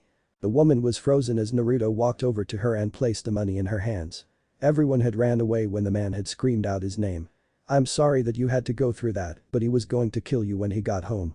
Please take this money as an apology," he said to her before a massive flash lit up a section of the park. "I better check that out," he thought before vanishing. The poor woman snapped out her state of shock and ran away from the scene of the assassination. Naruto jumped onto a tree branch to see a massive monster that resembled a dog with reddish-brown fur, holding what seemed to be the upper half, a fair-skinned woman with a scar under her eye on the right cheek. She had purple hair and eyes, which was a rare sight for him. On the ground under were a giant pair of scissors and a pair of crushed glasses. Behind the dog was a young woman with auburn hair and amber eyes. She wore her hair in a long ponytail that almost reached the ground. She was in a military uniform attired in upper body armor. The feeling he got from her was ungodly. It was dark and crazed down to its roots. He didn't need to know her to see that the auburn-haired girl was insane. His eyes narrowed when he saw that the massive dog was bringing the purple-haired woman closer to its mouth, no doubt to devour her. He could feel that she was still alive but nearing death's door extremely fast. "She's from Night Raid," Naruto realized as he remembered one of the posters the Empire had placed in the wall of his bar. Is this what he meant? He couldn't think any further as he body acted. The purple-haired woman closed her eyes as a single tear went down her face, but looked as if she had accepted her death. Adamura Sengen. The massive dog looked up in time to see a large blue energy sphere pushed into its face. Everyone's eyes widened as the dog's face was torn to shreds by the attack. The pink-haired girl who was running from the battle looked back when she heard the attack being called. She instantly recognized the fox mask from the mission her friends had been given a few days before. "Kitsune. Poro." The female guard called out in shock when she saw the large beast fall back. The woman in its hand fell out when its grip loosened. Naruto caught the woman and picked up the weapon that was under her. "You're Kitsune," the woman yelled out. "What gave it away?" Naruto said as he stood up, not caring that his cloak was getting covered in blood. "You are such a foul creature, but I have to help this girl, so you can go for now," the masked blonde said to insane guard. Naruto looked at Mine, who looked like she was about to run back into the battle. Looking back, he saw that the dog was rapidly healing from his attack. "I'll leave you with a gift," he said before vanishing in a swirl of leaves. The guards turned around as a massive explosion was set off in the distance. Mine looked a bit conflicted but decided to run like her friend wanted. Sasuke. The Uchiha arrived to find the carriage that the girl he was to protect was in destroyed. A bit further away he saw a young girl with long blonde hair and blue eyes. She wore a winter coat and a large hat with a symbol made up of 8 red diamond shapes arranged in a circle. Around her were at least a dozen imperial soldiers. His eyes narrowed when he saw the blood staining her outfit. He could clearly see the injury to the right side of her lower torso, but at the moment it wasn't lethal. However, what was about to happen next caused him to nearly flash back to the day his family was killed. Even if he had forgiven his brother and the village, that day still brought him nightmares once every blue moon. One of the guards had pulled out a razor and was bringing it not to her neck but her face, while another one held her down. His intent was obvious, the man was going to skin her alive. Just as the blade was starting to cut into the young woman's face, the sound of several hundreds if not thousand birds rang out. They all turned their attention to the man holding the blade as a lightning-covered hand bursted through his chest, splashing blood over the blonde and a few other soldiers. The man screamed in pain as the hand ripped itself out of him. To think that you people would do such a thing. He said, punching the guard holding spear down with a lightning-covered hand which destroyed the top half of his skull. Sasuk didn't seem to mind as he grabbed the woman and jumped back away from the group of soldiers. "Hitaka." One of the guards whispered out, taking a step back away from the bird-masked man. Spear herself was surprised by who her savior was. Rumors of the three assassins had been spreading around for the last few days. That was the reason her father had originally went alone to the capital a few days ago, which resulted in his death. "Do you know first aid?" Taka asked the daughter of the former prime minister. With a nod of her head she gave him her answer. Sasuk nodded and summoned a medical kit and placed it on her lap when he lowered her to the ground against a tree. "I'll handle these idiots," Sasuk said coldly. Several of the guards attempted to run, but the Uchiha was far too fast for them as he blurred into existence in front of them. Lightning crackled in his left hand as he raised it up and swung it. None of the guards expected several thousands of unnaturally thin needles of pure electricity. Their armor might as well have been paper when the attack hit them. The single attack killed everyone but a few that were behind, enough people that were blocked by their now dead teammates. "Only two left," Sasuk muttered as he walked closer to them. "I should have held back more," he said before sighing. "Even then it would have been boring," Sasuk said as he appeared right behind the two of them. The two were powerless as the Uchiha grabbed their heads. "Good luck in hell," Sasuk said before twisting both their necks until they snapped. Sasuk turned his attention to the woman he had saved, who was now standing before him with a spear in her hand. He could see that she had used the equipment he gave her to dress her wound and that she was still bleeding from the cut on her face. "Explain yourself, criminal," she yelled, mustering every ounce of courage she could to face the masked man who had not only killed all the people who had easily bested her, but did it with a strange prowess that surpassed anything she had seen in the past. "Sleep," the Uchiha commanded as his eyes glowed under his mask. Spear tried to resist, but her mind couldn't last a second under the influence of Sasuk's taijutsu. The Uchiha quickly lit the dead bodies of the men he killed on fire before picking the woman up and started his journey back home. Temple. Naruto arrived first and ran inside. The woman in his arms was bleeding out fast and he couldn't afford to use his healing powers out in public. He quickly took her to an empty room and prepared to use the powers he gained from the Sage of Six Paths. "Come on, stay with me," he said as he called on the energy of nature along with the nine-tailed beast within him. He now wore a light-colored coat with a dark-colored bodysuit underneath that covers his torso, reached down his arms to the knuckles and down his legs, stopping just above his sandals, which also changed color. It also had a light-colored circle where his seal was placed, as well as golden Magatama markings around his collar. On his back was the symbol of the Rinnegan over 9 Magatama. Sayo arrived at the room to find the transformed Naruto kneeling next to the upper torso of a woman. She could see the slight rise and fall of her chest, which showed that she was alive and breathing. "Sayo, please prepare a bath for her. After I'm finished we need to clean the blood off her and make sure I didn't miss anything," he said as he placed his hands at her waist where she was severed. This by far was the worst injury he had to heal today. This wasn't just an eye like he did for Kakashi, but half a human. "I know I can keep her alive, but her legs are a different story. I guess this will be a true test of my healing capabilities," he thought as he let his chakra flow into the woman's body. Sayo watched in awe for a few seconds as the older woman's body seemed to heal. As the glowing blonde moved his a bit lower, the regeneration seemed to follow at a slow pace. The muscles, fibers and bones were slowly forming, followed by skin. The healing process was going faster than Naruto thought it would. He barely even felt a drain in his reserves as he finished the girl's hips and pelvis. The body seemed to heal itself as long as he gave it the energy to do so. After a few minutes he had finished the thighs and started on the knees. "Sayo, didn't I tell you to start a bath?" Naruto questioned. Sayo nodded and rushed to do the request.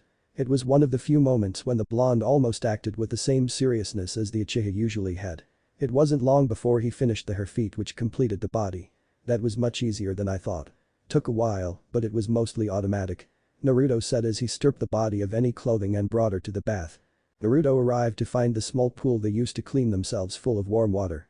It was at this point that Sasuke entered the bath with the blonde woman he rescued over his shoulder. "I see you brought someone home, Sasuke, about time," the Uzumaki joked as he saw the spear. "Quite dope. We're just going to let her stay here until we find some place to let her go," Sasuke said before walking away, leaving the blonde to wash Shiel's body. Night Raid HQ. Mine stood before all her teammates. They all took notice that Shiel was missing. "Mine, where's Shiel?" Leon asked the pink-haired girl who looked away. Everyone looked down as if knowing what had happened. Titsumi was one of the ones most affected as he clenched his fists.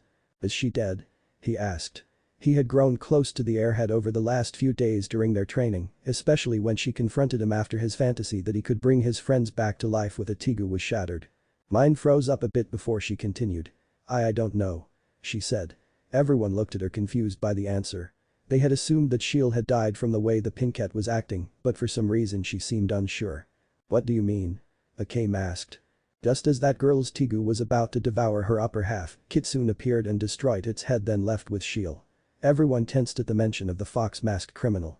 It was common knowledge among them that he was already assigned to Akame and Leon, who had been searching for him last night. What would Kitsune want with her? Negenda contemplated. Negenda was a woman with short silver hair and purple eyes. She wore an eye patch where her right eye used to be. She also wore a black suit that shows her cleavage. She has a mechanical right arm. From what you say, Shiel was already on her deathbed. There aren't any healing Tegu in the world, so what would they want with someone who is basically dead? The boss questioned. Maybe they do have a way. Tatsumi thought, hoping a bit that it was true and his friend was alive. Temple. Naruto sat next to Shiel as he waited for her to regain consciousness. It had been a little over a day since he had rescued her and recreated her legs. He was sure that the other members of Night Raid would be looking for her once they found out he had taken her. Sasuk was currently dealing with a spear, who had awoken from her genjutsu-induced coma a few hours after Sasuke had returned. Sayo had been helping him make sure that everything was going fine with her recovery. While her body was perfectly healthy, her mind was put through a lot of stress from nearly dying. He had made sure to be in his Kitsune outfit just in case she wasn't trustworthy. Kitsune. Sayo said as she entered the room. The black-haired girl sat down next to him and handed the blonde a drink. You've been in here for hours now. I think you should rest. She said, feeling a bit concerned about her savior choice to stay with the Night Raid member until she woke up. Did Taka seal away that Tegu? Naruto asked Sayo, who nodded. Good. This way if she attacks us she wouldn't have access to her weapon. How is Taka doing with spear? The blonde asked. He's still trying to convince her of what had happened. Apparently someone has been leaking rumors that 3 people in masks have been going around the city and surrounding areas killing innocent people. You two were blamed with having killed her father. She doesn't really want to listen. Sayo explained, laughing lightly at the situation that the Uchiha found himself in at the moment. She felt a bit satisfied that he was being punished by having to take care of the girl. Well, he asked for the mission. Naruto chuckled. His attention returned to the woman, who moaned lightly as she turned to her side. I guess she's awake. Naruto said as her eyes snapped open. The two watched as she jumped out of the futon mat. Where am I? She demanded before the memories of her fight with the massive dog-like Tegu resurfaced. She then took notice of the 2 masked people before here. That's Kitsune. Leon and Akame went after him yesterday, and I died yesterday, she thought to herself before her eyes widened. Are we dead? She yelled. The door slammed open as Sasuk walked in. Your turn to, he said before looking at the naked form of Shiel. Never mind. He said before closing the door. Naruto sighed. No, you are not dead. He answered. But I lost my legs. How could I have them now if I don't have a Tegu that heals me, nor is there one that does anything like that for someone else? She questioned him. The masked blonde just laughed. That's my secret. He said as he looked over to Sayo. Haim, could you please go get her some clothes? Not that I don't enjoy the view. He said, smirking. Shiel looked confused for a second before noticing that she was indeed naked in front of the criminal. The blonde watched as the girl tried to cover herself, but her legs gave out, causing her to fall to the floor. Like you said. You lost your legs in that fight, so I had to make you a new pair. He said as if it was nothing at all. Shiel quickly started feeling her legs. Everything's the same. She thought as she looked over her newly regrown body parts. Nothing had changed from before the battle other that they felt very sore and the muscles were tensed.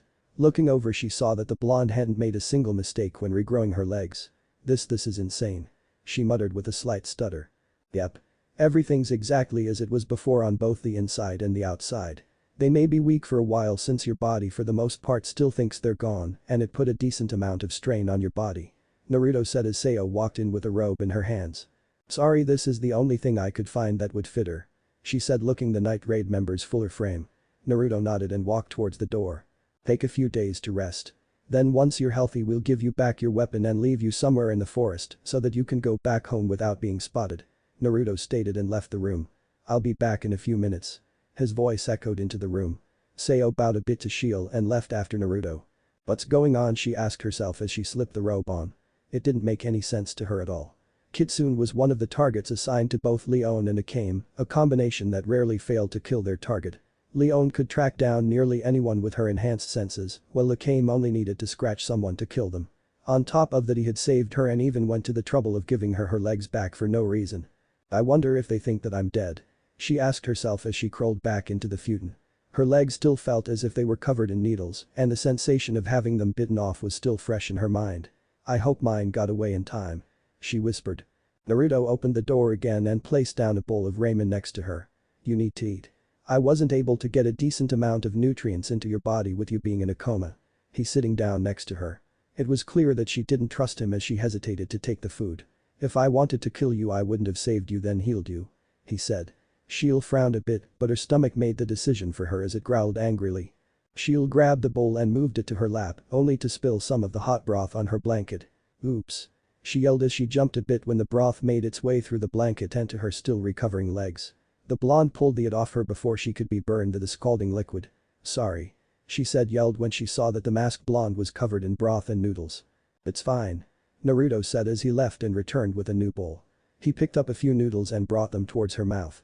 The perplet opened her mouth as she allowed the blonde to feed her. If anyone had walked in the scene they would have found it amusing as a masked man cloaked in black feeding a naked girl with purple eyes and hair. They're done. Naruto said as he placed the last of the noodles in her mouth. Shiel smiled a bit having enjoyed the taste of the food get some rest. But that he stood up and walked out of the room. But Sasuke. For the last time, we did not kill your father. Sasuke stated as he attempted to explain to the blonde teen that he and Naruto weren't what the rumors said they were. For the last few hours he had been trying to convince her that it wasn't him or Naruto that had murdered her father. If I wanted you or your father dead, I would have killed you before you had even left your house. It was the Empire who wanted you and your father dead. Sasuke said to the blonde who finally seemed to accept that it really wasn't the masked teen's fault her father died. I know. She said avoiding the Uchiha's gaze. It's just that father always was there for me and helped me get to where was. He got me training an Imperial Fist when I was young. I guess I couldn't come to terms with it. She said wiping a few tears out of her eyes. He didn't even get to see me get married like he wanted. I just never thought that the Empire would turn on my father after all he did for it. She added with a laugh steeped in sadness. Sasuke just watched on, he was never the best when it came to comforting people. I lost my entire clan when I was 8. Suck it up. Sasuke said coldly. Spear looked at Sasuke who turned away from her and headed for the door. He said as he left to go meet up with Naruto to go over what had been happening with each other's ward. So how is she Sasuke? Naruto said as he sat in one of the chairs in the room they had set aside to discuss the matters without outside interference. The only other person besides them who was allowed to enter was the Lord of the Path of Peace. Currently Naruto's mask laid on the table next to him.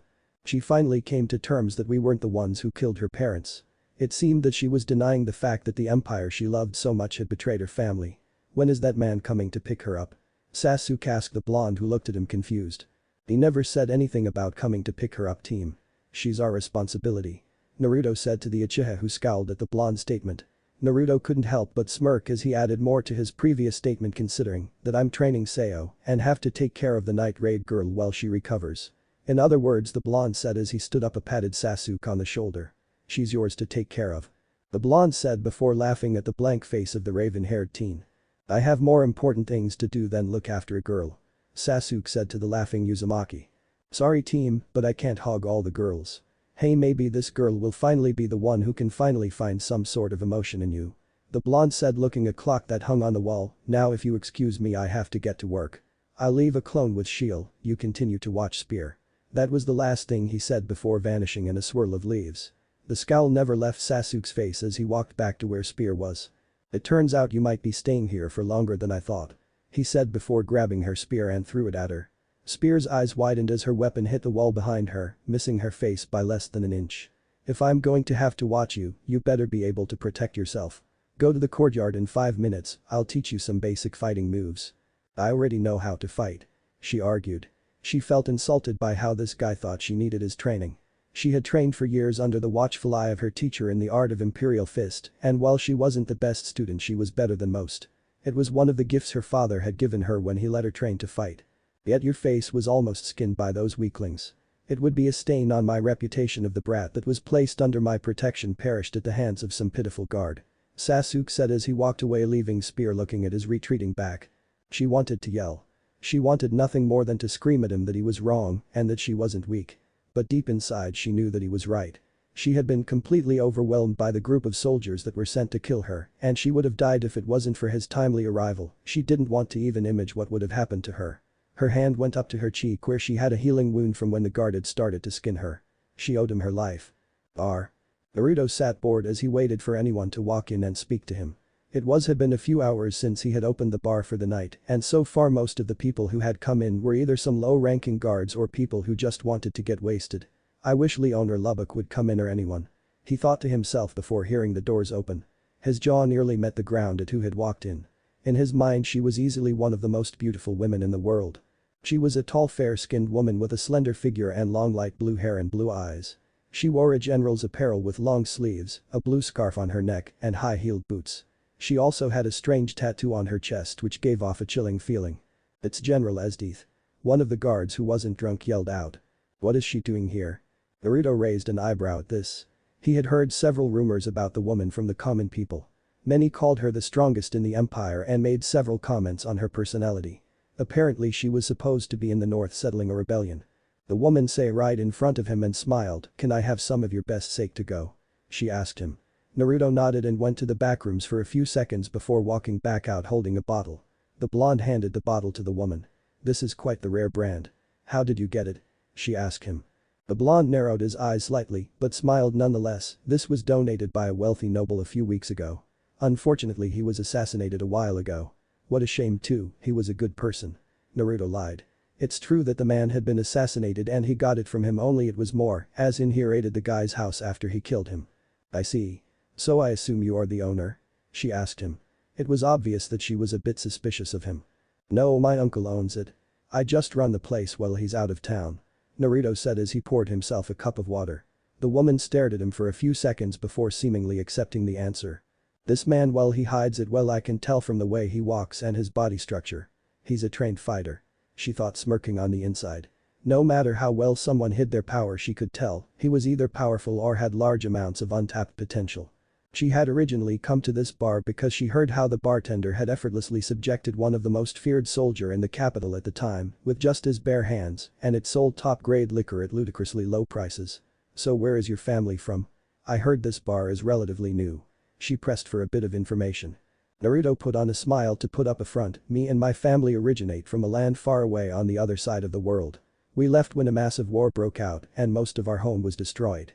We wandered for a long time before we arrived here. My uncle often goes back home to check on the few people who stayed behind." Naruto lied. Esdith nodded at the answer. "So is there anyone you stay with while your uncle is away?" the general continued to ask question. The blonde put up a very good front, but she wasn't a general for nothing. She had been training for years since she was young to spot a liar covered by her father and then military experience. The smile on Naruto's face never went away as he answered the question. "Nope. Most of us separated early on and went to do our own things. I stayed with my uncle Hashirama since, even though he was a very strong person, he got sick a few years ago. He insisted I stay here and run the bar though." Naruto laughed. One thing he wasn't lying about was Hashirama being strong. No one could ever deny the power the Shodai Hokage had at his fingertips. He had to admit though that the woman was making the evening fun for him. "He sounds like a very respectable man. I'm sure he trained you if you speak of him as highly as you do," she said to the blonde who was drinking his water. She took notice of the slight pause in his drinking. "Yes, he did," Naruto responded. "I see. Well, if you're interested, in 2 days I'm hosting a competition where the winner gets a one-of-a-kind reward from the empire." "How much would this be, by the way?" she asked, holding the bottle up. "For a beautiful lady like yourself it's free," Naruto said, smiling. He wasn't lying when he said she was beautiful. He couldn't deny that she was stunning in his eyes. Esdith looked a bit surprised considering the price the bottle normally sold for, but nodded. "Thank you then. I guess this is farewell for now," she said with a small smile before she stood up and walked towards the bar door. Many of the guards from the empire watched the entire scene with their jaws becoming very good friends with the floor. "Hey!" Naruto yelled to the general. Esdith turned around to see Naruto really smiling at her this time. "I hope we run into each other again, Esdith." Esdith couldn't help but blush very lightly at the blonde's smile. His smiling face looked so pure and innocent. This was his real smile. The second she left, Naruto's smile fell a bit. He could feel a strong power inside of her. It was easily the highest amount of power he had encountered so far in this world. While it was nowhere near his or Sasuke level, it was still massive for someone in this world. He also doubted that she wasn't able to at least get a reading on his level. He couldn't wait to see what would come in the future. With Esdith. The blue-haired woman smirked as she held up the bottle. "Naruto Uzumaki, I wonder if you'll be able to win," she said, blushing a bit. "You've already met all the conditions. Even without seeing you fight, I can tell you have the potential to be a general. You didn't falter when I walked in, even with my reputation. You weren't raised anywhere near the capital. You're younger than me by a few years, and lastly, you have a pure smile. All that is left is to see if you really can fight," she said, looking up at the full moon that hung in the sky. With Naruto. He decided to just close the bar early and kick everyone out a few hours after Esdith had left. Before he left, he changed into his Kitsune outfit and left through a secret exit that led from the backroom of his bar to an empty cellar in a house where Hashirama Senju officially lived. He didn't waste any time as he sunshined to the roof. The blonde sighed as he stretched under the moonlight. The moon was full tonight, and in a rare occurrence one could see a large amount of stars while in the city. "Such a beautiful night," he said before jumping to the side to avoid a sneak attack from a girl with long black hair and red eyes. Naruto smiled as he landed on his feet and felt two more land near him. "Isn't it great? Night raid." Naruto stood calmly as he examined the night raid member in front of him. From the way she looked, he made an educated guess that the one in front of him was none other than the red-eyed killer Akame.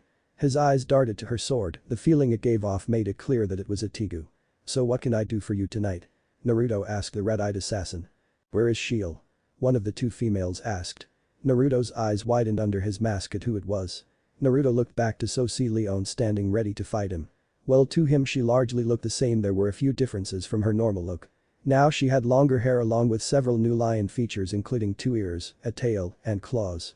"She's perfectly fine," Naruto answered, but despite him being honest, he felt several extremely thin threads tighten around him.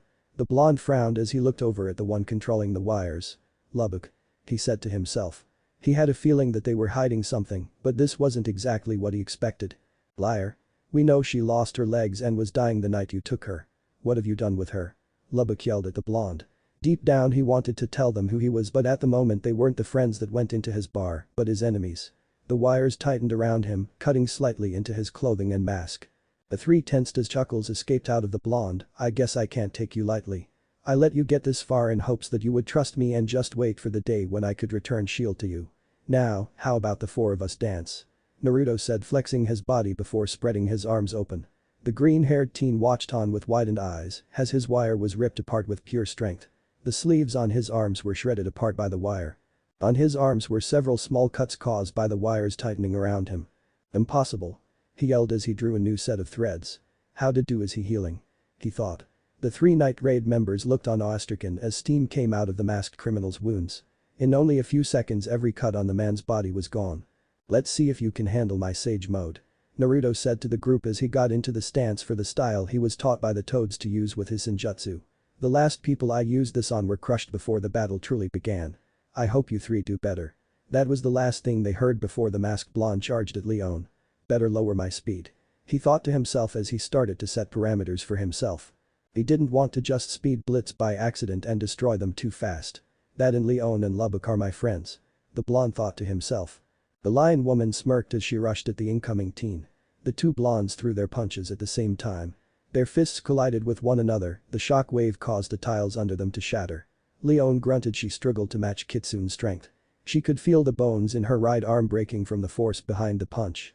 Naruto didn't have time to say anything clever as he was forced to dodge when Akame attempted to help her friend. The red-eyed teen attempted to cut the blonde with several perfectly placed slashes, which would have hit if it wasn't for Naruto's superior speed and reaction time. Every single dodge was only by the minimal amount of distance at about a millimeter. To them it looked as if the blonde was leaving behind after images because of how fast he was moving. A kunai appeared in his right hand.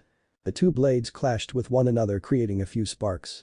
It was obvious that while Akame had better sword skills, Kitsune's strength and speed was way too far above her level. For the first time in their lives, Lubbock and Leon saw Akame being pushed back in a battle between blades. What made it worse was that the masked teen was only using a small knife compared to Akame's sword. "You're really good, Akame," Naruto said before twisting the kunai in his hand once they clashed again. The blonde smirked when the shorter teen's sword went spinning into the air. Naruto jumped up and grabbed the sword by the handle. Oddly enough, his opponent smiled. Before Naruto could question why, she seemed almost happy that he had her weapon. A black aura engulfed the sword in his left hand. "Kid, let go of that sword," he heard Kurama yell in his head. Naruto stabbed the sword into the roof under him and turned in time to catch a punch from Leon. "Strong," The blonde commented as he held the girl's fist in his palm. It truly shocked him how strong she was with her transformation. It was almost like a sage mode, only weaker. The blonde's eyes widened as she was lifted off the ground and thrown as if she was weightless. How about we all just take a second to calm down? Naruto suggested, only to sense Lubbock move behind him. He turned in time to catch all the wires sent at him with his bare hands. The blonde smirked as all the attack seemed to do was cut his palms and fingers. A few drops of blood dripped from between his fingers and hands. Lubbock growled a bit as he attempted to pull the wires through the masked man's fingers, but found himself unable to do much. Naruto's eyes switched from looking left and right as he saw both of the females of the assassination group charging at him. If what he had done before hadn't surprised Lubbock, he had now. With near no effort, he jumped back, pulling the wires out of Lubbock's control and into the path of the two assassins. Both the blonde and red-eyed assassins were forced to stop their attack to avoid running straight into the wires that were now where the blonde used to be. Naruto let go of the wires, making them go limp to the ground, and allowed his hands to heal from the small cuts on them. "This is good. The three of you are quite skilled," he said before ducking under a horizontal cut from Akame, who seemed emotionless. "Is it wrong that I find my enemies extremely attractive?" he thought as he leaped away, only getting small cut on his pinky. "Got you," she said coldly. Naruto's eyes widened as he felt a powerful poison made its way through his body. The three of them seemed to relax once he got cut. The blonde smirked as the Bijuu chakra in him destroyed the poison before it could do any damage. Akame's eyes widened when Naruto landed perfectly and charged at her once again. He resisted the poison. The three Night Raid members thought at the same time as they once again witnessed a sight they never thought imaginable. Murasame's poison was meant to be a one-hit kill. No one in history had been able to survive even a single cut until this moment. Akame and Naruto traded blows at speeds where they almost looked like blurs. Every single one of Akame's swings were matched by Naruto as they danced to a deadly ballet. The blonde smirked as he moved the sword out of the way and groped her breasts with his left hand. The red-eyed killer had the decency to blush deeply before attempting to sever the hand. "A perfect 10. Naruto muttered as he moved out of the way of some wires. "How dare you do that to Akame?" Lubbock yelled out in anger as he tried to trap the blonde with his wires. Naruto danced around all his attacks, either completely evading them or cutting the wires with his kunai. "You're the ones attacking me for no reason," Kitsune said before flipping over Leon, who had attempted to crush his face with powerful kick that destroyed the chimney of the building. "They're both amazing." Naruto laughed as he channeled his inner Jiraiya. Naruto threw a kunai at Leon. The blonde woman was easily able to dodge the knife, but at the last second saw the tage attached to the end. A massive cloud of smoke covered the area, preventing her from seeing the man appearing behind her in a crouching position. "Secret finger jutsu, 1,000 years of death." Naruto yelled as he plunged his fingers up Leon's rectum. The woman gasped before she was sent flying, holding her behind. Naruto smirked as he avoided a pike made out of thread sent at him from Lubbock. The blonde leaned to the side, avoiding the pike by an inch. The green-haired bookseller smirked as his fingers, causing the bundled spear of threads to unravel rapidly, covering the blonde in threads. "I got you," he yelled as he pulled on the strings, cutting the cloaked man to piece. "Damn, I didn't mean to kill him before we got Shiel's location," he muttered. "I think you should look again," Naruto said behind the assassin. The Naruto he had killed turned out to be a substitution. "That was a nice trick," the blonde said before kicking Lubbock away. The three of them stood side by side as they faced the masked man. Naruto clapped as he walked towards them. "You three have far exceeded my expectations. Now how about we stop playing around?" Naruto said before rushing at them at speeds almost faster than they could see. His first target was Lubbock, who attempted to dodge his initial punch but was met with an unknown force that sent him flying back onto another roof. "Lubbock!" Leon yelled as she charged at man who was secretly her drinking friend. Wind swirled around her fist as she cocked it back. Her left foot stomped on the tile roofing as she got ready to punch the blonde with all her might. The male blonde smiled as he saw the punch coming. Naruto caught her by the wrist with ease and followed by throwing her. Akame charged in at him in an attempt to stab him. Naruto dodged the attack and kicked the Raven Beauty on her left side, sending her tumbling to the edge of the roof. "Even if I'm not using all my strength and speed, these three really are impressive. Maybe with some training they could force me to use Sage Mode to its full potential," Naruto thought as he dodged a scratch from Leon's claws. Naruto once again grabbed her arm and twisted her into an arm lock. "I'm sorry," he whispered before pinching the back of her neck. Akame watched as her last teammate fell. "I'll kill you," she said as she charged at Naruto, who was smiling under his mask. The two clashed with one another several times in the blink of an eye. "Where is Shiel?" she asked one more time. "I can't tell you," he said as he stared into her eyes. For the first time Akame was able to see the yellow eyes with toad-like pupils on the other side of the mask. The eyes faded and changed to an oceanic blue. You guys are strong, but by yourself you wouldn't be able to handle my sage mode since your poison doesn't work on me," he said as he jumped back away from her. The kunai in his hand exploded in smoke which dispelled to show that the blonde now held a trench knife. Akame watched as a blue aura extended from the tip of the blade. Flying swallow. Naruto whispered the name of the jutsu Asuma taught him before his death. The two stared at one another for a few seconds before charging. Metal met the chakra blade as the two clashed several times. Even if Naruto was holding back his speed a bit, he couldn't help but admire the girl, no, the woman's swordsmanship. It was refined to a degree he thought could rival some like Yugao back in his world. Even now he was moving faster than he had thought he would need to in this world. What she lacked in speed compared to him, she made up in pure skill. The two separated for a bit before Naruto charged at her. Due to her years of training, she was able to barely dodge Naruto's swing and attempted to counter only for the masked man to summon a second trench knife, allowing him to block her attack. Blue met red as they stared into each other's eyes. Naruto could see all the emotions that the girl held deep within her cold exterior, the regret, the pain, and the determination to protect her friends. Akame on the other hand could see the warmth and kindness that Naruto had, even though he was a criminal in the eyes of the world. The two once again started to trade blows with Akame's outfit being almost completely shredded from the flurry of attacks, while Naruto got a few scratches here and there which didn't do much thanks to Kurama. Akame was slowly being pushed back by Naruto's faster and stronger attacks. It took every single ounce of skill she had to block the majority of his attacks. Even though they hadn't been at it for long, her arms had already started to feel sore from the strain. Naruto jumped back a bit, giving Akame a bit more room. The raven-haired woman was gasping for air. She had never been pushed to use her swordsmanship skills to this extent. Her opponent's attacks didn't have much skill behind them and were more random and easily read, but the speed at which they came at her was easily some of the fastest she had seen.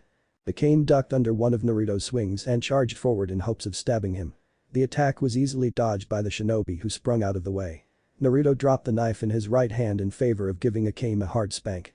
Naruto laughed as he used Shukaku's ability of magnetism. He pulled the trench knife back to him. Magnetism? Akame muttered when she saw the knife return to the owner. It was clear that he was just toying with them. The way he fought wasn't serious at all, he had even powered down to fight her on a more even footing and still was above her. As much as she hated the Empire for what they did to her family, she couldn't help but be thankful for the training they gave her, which was the only thing letting her keep up with her opponent. The two met once again as Naruto's chakra blade connected with her Tigu. On the sidelines, Tatsumi arrived to see his friend trading blows with the masked criminal Kitsune.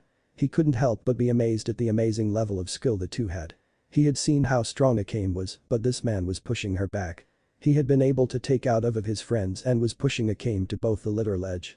Regeneration, super speed, super strength, and that thing he did with his knives. It's like Leon's Tigu but stronger. He said to himself out loud in a quick panic before calming down as he watched for the proper time to strike. He knew that if he got in the way and Akame accidentally scratched him, he was as good as dead. Speed, the two were nothing but a blur to him, but he couldn't help but feel something was off. His answer came in the form of an arrow that forced the two to separate. Fire erupted where the arrow landed but seemed to die rapidly. Naruto looked over to where the arrow came from to see Sayo dressed in her Haim outfit. "Haim, what are you doing here?" he yelled at her. Akame didn't miss a beat as she charged at the distracted blonde. Tatsumi saw that Haim was getting ready to shoot his teammate with another flaming arrow and decided to jump into the action. Sayo didn't know how to react as her long-lost friend Tatsumi came out of nowhere and attacked her. The look on his face scared her though, it was one that wouldn't hesitate to kill. The shock of seeing her friend alive was enough of a pause for Tatsumi to slash her across the chest. Naruto's eyes widened when he saw the blood explode from the cut the green-eyed teen created on his friend's chest. "Damn it all." He yelled as he didn't bother holding back his speed and power as he kicked Akame away, breaking and cracking a few of her bones in the process and then charging at Tatsumi. "Tatsumi, why?" The Night Raid member's eyes widened when he heard the familiar voice. "Sao?" He stuttered before being blindsided by Naruto. Tatsumi gasped as he went flying from the impact. The masked teen picked up his bleeding friend and used his chakra to close the wound before she could bleed out. "Sao, is that really you?" he asked as he crawled towards them. Naruto's killing intent flared as he neared them. The sudden explosion of Kai had roused the two unconscious assassins back to the real world. Naruto watched as Sao reached for her mask and pulled it off. "Tatsumi, you're alive," she said, whispering. Even if the wound was gone, the pain still remained, and the pain of knowing that it was her own friend who had given it to her hurt even more. "Tatsumi, is she the friend you were talking about?" Leon asked as she walked over. The teen had told her all about his childhood friend and she knew how he missed her horribly and to a degree had a crush on her. It was what drove him to join Night Raid and what had nearly gotten him killed before. "Sayo, why are you with these people?" he yelled at her. Naruto flared his killer intent but focused it on the boy. Tatsumi was forced to his knees as images of his death flooded his head. His body wouldn't move as the visions flooded into his mind.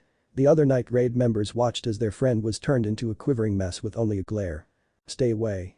I was being civil with your group, but now you've injured my ward." He growled. He wasn't really angry with the group in general, only the boy for attempting to kill Sayo. He had no idea that he had been targeted for assassination. The images stopped as Naruto stopped focusing his intent on him. "I'm her friend. I don't know what you did to her to force her into joining you, but I wouldn't forgive you." Tatsumi yelled at the blonde who stood up with a raven-haired girl in his arms. A massive pressure was placed on them as the masked teen released more of his power. This time it prevented all of them from moving but lacked the visions of death. While this was going on, Leon finally managed to catch the scent of the blonde.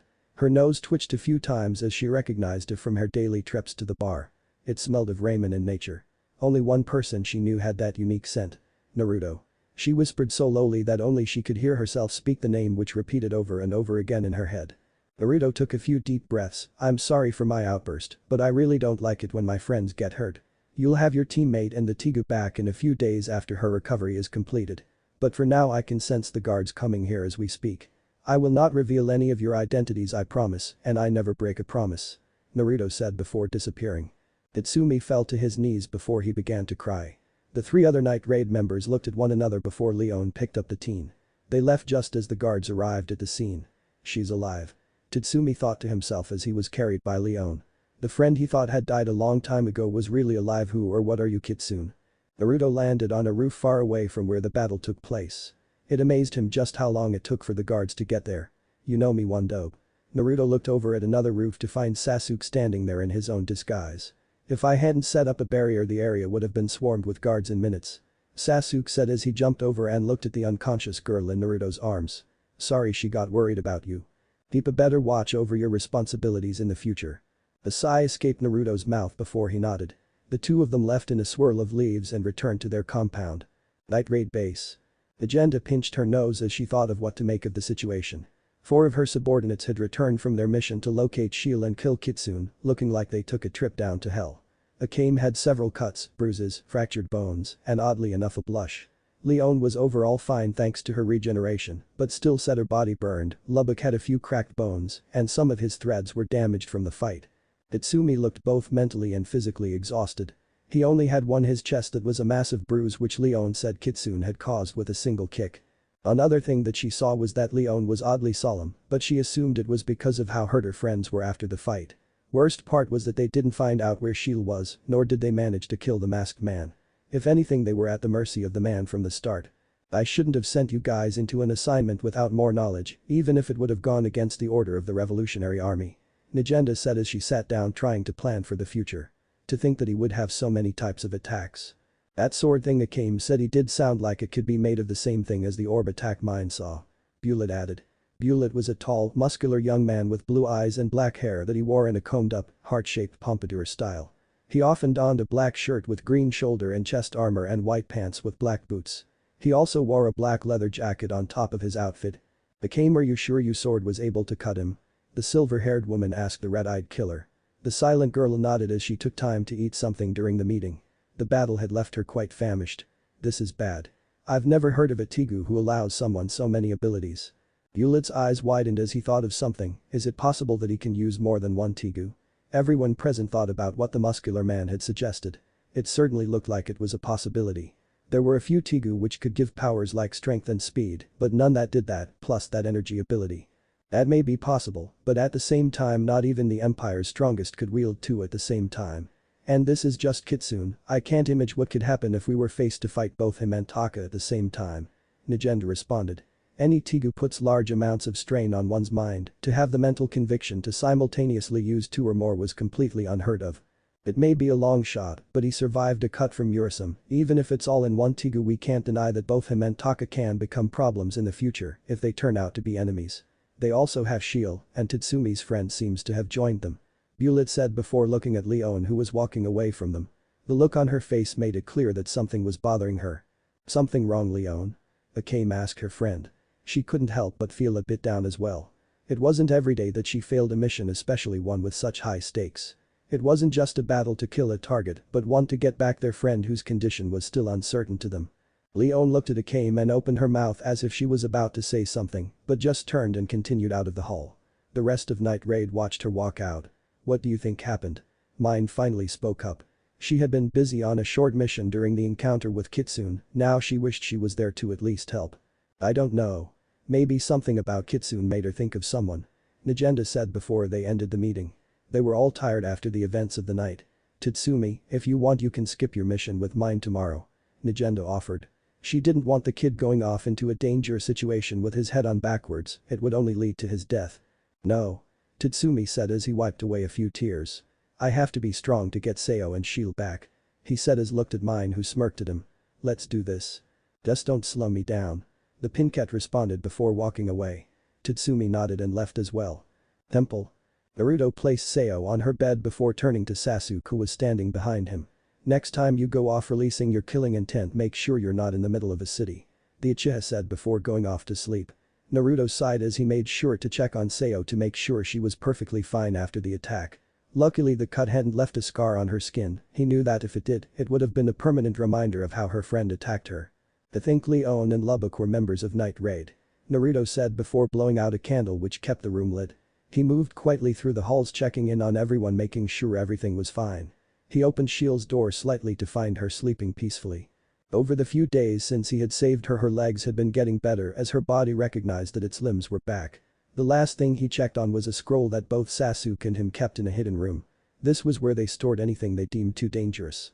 The only thing sealed inside of the scroll was the Tigu they had acquired when he saved Shiel. Next day. Naruto watched as Shiel swam against the current of a stream near their temple. She had made amazing progress over the last few days. Her legs were able to keep her from getting carried away by the water for a few minutes. He was still wearing his mask and cloak around her at all times since he had no intention of keeping her locked up with them. You're doing good, Shiel. Naruto commented, which caused her to turn to him. Unfortunately she also stopped swimming, allowing the river to carry her down the stream. Damn it. The Uzumaki yelled as he ran on the water. It didn't take long to catch up to her and pull her out into his arms. Sorry, I shouldn't have distracted you. He said. No, it's my fault. Shiel yelled out. The two heard a small laugh from the side of the river as Spear and Sasuke arrived. It was clear that the giggle came from the female teen because of the pitch and the fact that if Sasuke ever giggled, Naruto was sure the world would explode. Uvidobe, I have to train the girl her so she wouldn't be so weak. Sasuke said crudely. Spear pouted and punched Sasuke lightly in retaliation. I rest my case. That punch was pathetic. Sasuke said as picked her up and threw her into the current. Swim to the surface. He said before she landed. Naruto gasped at his friend's training style. It reminded him of when Jiraiya threw him into a ravine in order to learn how to summon properly. The three watched as Spear's head bursted out of the water. The poor girl was gasping for air as she fought against the river. Do this for an hour. If you fail you'll take a 10-minute break then start over. You will continue this until you can complete it. Sasuke said as he sat down to watch the girl. He hadn't even let her change into swimwear. Don't you think that's a bit cruel, team? Naruto asked the Uchiha, who scoffed and refused to answer. Well, just make sure she doesn't die. Naruto sighed as he walked away carrying Shiel since her legs were still tired from the swim. The hand reached up and tried to grab his mask. The blonde sighed as he dropped Shiel on the soft forest ground. Hey, that hurt. The purplet complained as she rubbed her stinging behind. When are you going to give up on trying to take my mask? Naruto asked as he leaned against a tree. For the last few days she had been trying to take his mask every chance she got. He might have let her see his face since he wouldn't need to wear it at home anymore, but since Night Raid for now was an enemy he couldn't do that. Until I see why you're hiding. She answered. Naruto sighed and picked her up again. I can't do that. After last night the situation between me and your friends is murky. One day we may be enemies and I can't have you knowing my face. Naruto told her. Shiel looked saddened at the fact that she might one day become her savior's enemy. He had done so much for her, more than almost anyone else. He had given her back her legs and saved her from certain death. I see, but what if you join Night Raid? You said that Sayo was Tatsumi's friend. She suggested. Naruto smiled under his mask but responded by shaking his head. Sorry, but we cannot join Night Raid. Well, at the moment we fight for the same cause, but if the revolutionary army ever strays from the path of peace and ends up like the Empire, we will be there to either put it back in its place or destroy it. Naruto explained to the purple-haired girl, who frowned at the response. Then what if we don't end up like the Empire? What if we really do bring peace to the Empire? She asked him. She didn't want to admit it, but the masked man had truly become important to her. Then can we at least be allies? She asked. Naruto smiled under his mask, of course. Well, that's if your friends ever stop trying to kill me. The two laughed after Naruto responded. Deep down the two really hoped that both the shinobi and Night Raid buried the hatchet can could coexist. But Sasuk and Spear, 30 minutes later. I hate you. Spear yelled as she swam against the current. Sasuk just sat on the side smirking. When I finish this I'm going to get you. She screamed before a rock hit her in the head, causing her to falter and get overtaken by the river. Start over. Sasuk said to the blonde who crawled out of the river. Sasuk walked over cautiously when he noticed that she wasn't moving. You better not be dead. Sasuk said, giving Spear a few light kicks before her hand came up and grabbed his ankle. I got you. She exclaimed, trying to pull Sasuk into the river but wasn't able to move him an inch. Spear ground before fainting on the sand. The Uchiha looked down coldly before smiling as he picked her up. Not bad. Sasuk said before returning back to the temple. Sasuk placed Spear down on the wooden floor and grabbed a new set of clothing for her. It didn't take long for him to strip her of shirt, pants, and undergarments. The Uchiha tried not to look too much as he dressed her. Maybe I pushed her too much. Sasuk said, moving her over to her bed. The Uchiha quietly tucked her in under her covers. The dope is rubbing off on me. Sasuk sighed as he walked out of the room and closed the door behind him. Night time. Leon walked into the bar alone. The bar was surprisingly full today with a lot of women from across the city. Many of them seemed to be gathered around the counter where the bartender was serving drinks. Naruto. She called out, pushing the crowd apart much to find someone new working the counter. Unlike the blonde that normally worked there, this man had black hair which was spiked back and two law-length bangs framing his face. His eyes were a plain black that seemed like an emotional void. His face reflected this by being completely stoic even around all the women throwing themselves at him. He wore a plain white high-collared shirt and black pants. The man looked at her when she called out the blonde's name. He's in the back. He said before going back to serve the customers around him. Stupid dope making me cover for him here. Sasuk thought as he set down 3 mugs of sake. Leon opened the door that led to the back room of the bar. Walking deeper, she took notice of just how many different types of alcohol Naruto had at his disposal. Many were brands she never even heard of in the past, and others that she had heard of she knew costed outrageous amounts of money to buy. After checking several rows of stocked liquor, she finally found Naruto taking count of how many bottles he had in a crate. Naruto, this caught the blonde's attention. I need to talk to you. Privately. The blonde looked at her for a few seconds before nodding. Is something troubling you, Leon? You know I'll always be there for you. Naruto said, smiling at her. Much to his surprise, Leon didn't react but rather remained serious. If anything, her eyes narrowed on him a bit. Really? Then I guess if we ever fight Taka you'll help us, won't you, Kitsune? She questioned sarcastically. Naruto froze for a few moments before sighing. He knew that she was a member of Night Raid but didn't really expect her to find out who he really was. Thinking back, he had compared her transformation to his Sage mode, meaning it could have given her enhanced senses. I wouldn't bother denying it. Naruto said as he sat down on a crate. She wasn't stupid, he knew that even if he tried to deny her accusations, it would only make him seem even worse. I guess this ends our friendship. He said, sounding depressed. He really liked having the blonde woman around, unlike most of the capital she was genuinely nice. Leon frowned as she sat next to him, it doesn't have to. Sure, because of what happened yesterday there is some bad blood between you and Tatsumi, but you were just defending yourself. She said, leaning on his shoulder. But tell me. Why do you kill? She asked him. Naruto once again sighed. We kill because we want to make this world better. The people we kill are the scum of this empire. Sometimes we take missions but only from one source and we know he can be trusted. How did you figure out who I was? Naruto responded. He was constantly using his senses to make sure no one walked in on them. He didn't want to put Leon in an awkward spot if Sasuk walked in, or worse, Sasuk decided to go retarded and let Lubbock in as well. The way smell. She responded. Naruto deadpanned before sniffing his clothing a few times to check if he smelled bad. Leon laughed lightly at the way the blonde acted. I like it. She said before standing up. I promise I wouldn't tell anyone who you are unless you want me to. She said, offering a hand to the blonde. Naruto took it only to be pulled into a kiss by the Night Raid member. Naruto's eyes widened as he felt her tongue exploring the insides of his mouth before they closed and started to respond. Leon actually moaned a bit when he forced his own tongue into her mouth and quickly started dominating the kiss. The two separated, leaving a trail of saliva linking their lips. That was for poking me in the ass. She said, wiping her lip. Naruto blushed slightly but smirked. Well, if that's the case I'll be sure to do that more often. He joked, receiving a light punch. Naruto looked a bit nervous. So what happens if we end up as enemies? he asked the Tiger user. Then I'll beat your ass somehow and take you as a private prisoner. Leon said laughing. Naruto tried to look serious for a while but failed to hold it in as he joined her in laughter. Maybe we could have dinner sometime? He asked.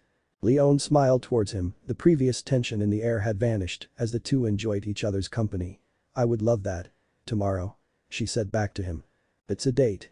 Naruto said as he led her out of the back room. On the way out he grabbed a bottle of sake and handed it to her. This is for your friends.